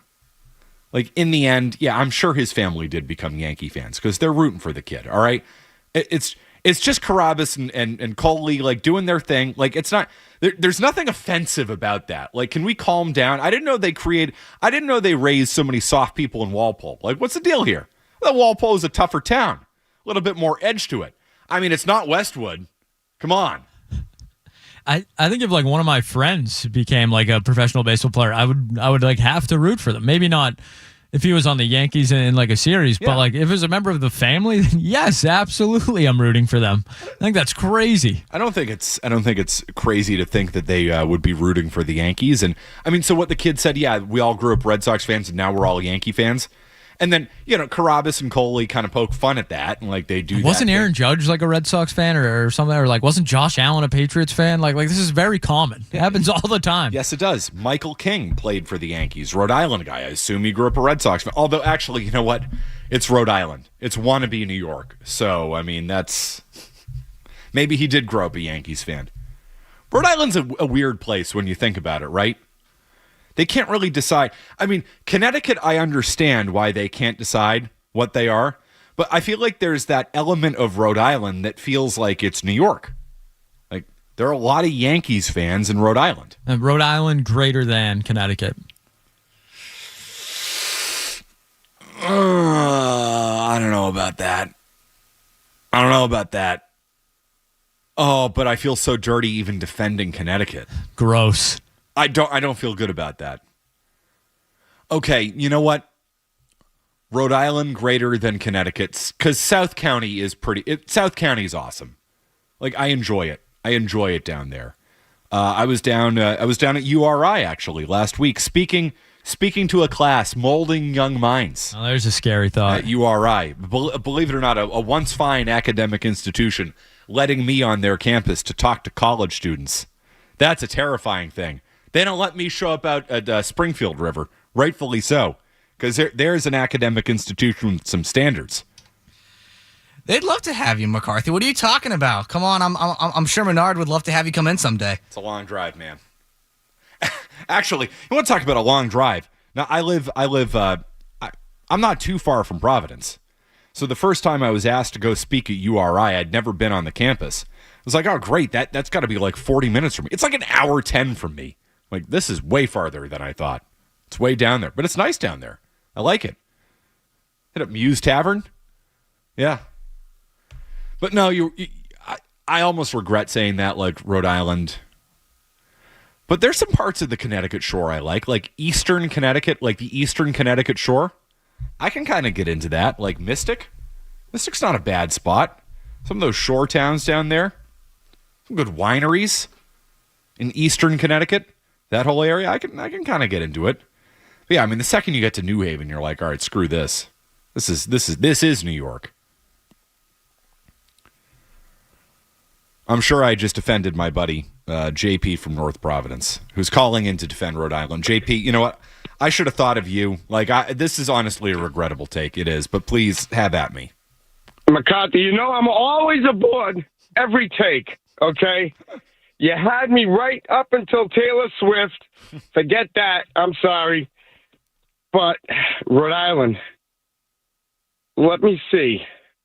Would you want me to start, or should I just say apology accepted? No. Okay? You should start so I can admit how wrong I was. So go for it. Have at it. Lay into me. They had to knock down McCoy Stadium to get a team to move to the Woo Sox, okay? First of all, we've got the mansions in Newport. We've got Federal Hill restaurants, okay? We've got so many things. Babe Ruth, you know where he was before Boston? Rhode Island. Right in Providence, right there along the Promenade River where he played for the Grays, okay, McCarthy? So we've got golf courses. We got Newport National. Some say maybe the oldest golf course amateur in the country. So a lot of Newport. Newport's great. We all love Newport, don't we? We got great things. It's the gateway to Massachusetts. What can I say? You got JP from NP. That's my favorite thing. My favorite thing from Providence is JP from NP. McCarthy, you're playing Norwood. I may be playing Chemawa Sunday or a Pachacog. All in on golf. You get out there anytime you can. Sounds good, JP. Always good to hear from you. Now we're talking Pawtucket. Sorry, Ed, anything you wanted to add to that, Skaz? I think JP did a pretty good job. Providence, you could have thrown more Providence, water fire. They got a nice zoo down there, some good institutions. Yeah. That's all I got, really. I'm going to try something here, Skaz. I don't know if this is going to work, but I saw the most Rhode Island thing of all time. So JP mentioned, it's like, well, they had to knock down McCoy Stadium so we could get the Woo Sox. I don't know if you saw, we stole Hasbro too. Did you see this news? I did not see this. Big time, devastating news for Pawtucket, for Rhode Island. I mean, that is, they literally named the Children's Hospital after Hasbro down there. I mean, Hasbro's been there forever. So Hasbro is leaving Pawtucket and heading to the seaport. Now, this is probably not going to work out, but I happen to have the news on that night. Now, I live close enough there. I'm in Bristol County, so I get the Rhode Island TV stations. I had Channel 10 in Rhode Island on, a former station of Tim McCone, from the night before because of Sunday Night Football. So I just tuned in, 7 o'clock news. They're doing this whole thing on Hasbro. I'm like, I got to see how the folks in Rhode Island are reacting to this. Skaz, let me know if this is coming through the phone. This is probably not going to work out, but let's just give this a shot. Regardless, locals are hurt. It's like double jeopardy. I think at this point, Massachusetts is smarter than Rhode Island because they seem to be giving them what they need, and people are going there versus they're leaving Rhode Island. It was the most Rhode Island thing I've ever heard. Well, I guess Massachusetts must just be smarter than Rhode Island. Yes. You're not wrong, lady. You're not wrong. I would second that opinion. Straight out of Central Casting. Unlike anything I had ever seen. I had to record that. That was something else. Oh yeah, they took the Paw Sox. They took Hasbro. What are they going to take next? Well, I think we kind of got it all. Is there anything else we can take from Pawtucket? I feel bad. Good people in Pawtucket. I'm sorry to... when we had sports, I drove across the line. The Dunkin' Donuts right there in Pawtucket. It's like, I'm going to try this sports betting thing. Bet on the World Cup a few years ago, lost all my money. I'm like, why would I drive 20 minutes to do this again? Then sports gambling came here because we took that from you too. We do love you, Rhode Island, seriously. Jason in Derry, New Hampshire has something about Mo Vaughn, so he gets jumped to the top of the line. Hi, Jason. Matt, I got one question for you. Where was Mo Vaughn's favorite strip club? Oh, dude, it was in Providence. It was the Foxy Lady. Of course it was.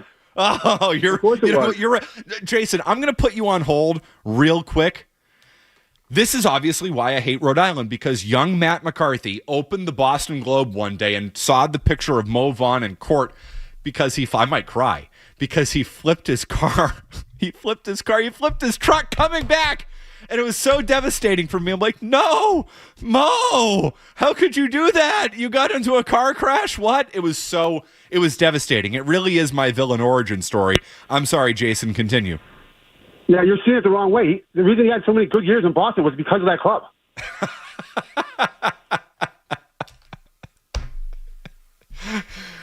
A few years ago, do you remember when Leroy got Mo to call in to say Merry Christmas to me? But one of my Leroy is the best, the absolute best, and that was a tremendous moment. All-time Sports Hub moment. Leroy is just ubermensch. He's the man. He got Mo Vaughn to call in, and I don't know how he has a connection to Mo, but he knows Mo. So he got Mo to call in and wish me a Merry Christmas, and I got to talk to Mo Vaughn live on the air and tell him how much he meant to me as a kid. I so badly wanted to ask him about the Foxy, though. I did. It's like such a regret. But I can't ask my childhood hero about the worst moment that he had here in Boston. He had a lot of good moments there, too, I'm sure. He literally said to me, he said, Matt, thank you so much. It means a lot to me that you cared so much about me as a child. He literally said, I hope I didn't let you down. He said that to me, and it just almost broke my heart. It's like I was transported back into that moment where I opened up my Boston Globe, my dad's Boston Globe, and I saw Mo there in court after flipping his truck, and I was like, oh. So it was almost like, I almost think he knew, Skaz. I think it's like he could read my mind. It's like he knew what I went through in that moment. I feel like that was almost like a tacit apology to me. But Mo, you don't have to apologize. I love you so much. I will love you forever. You're my favorite athlete of all time, and you are the greatest baseball player of all time. Greatest Red Sox, for sure. Skaz, thanks a lot. River, much appreciated.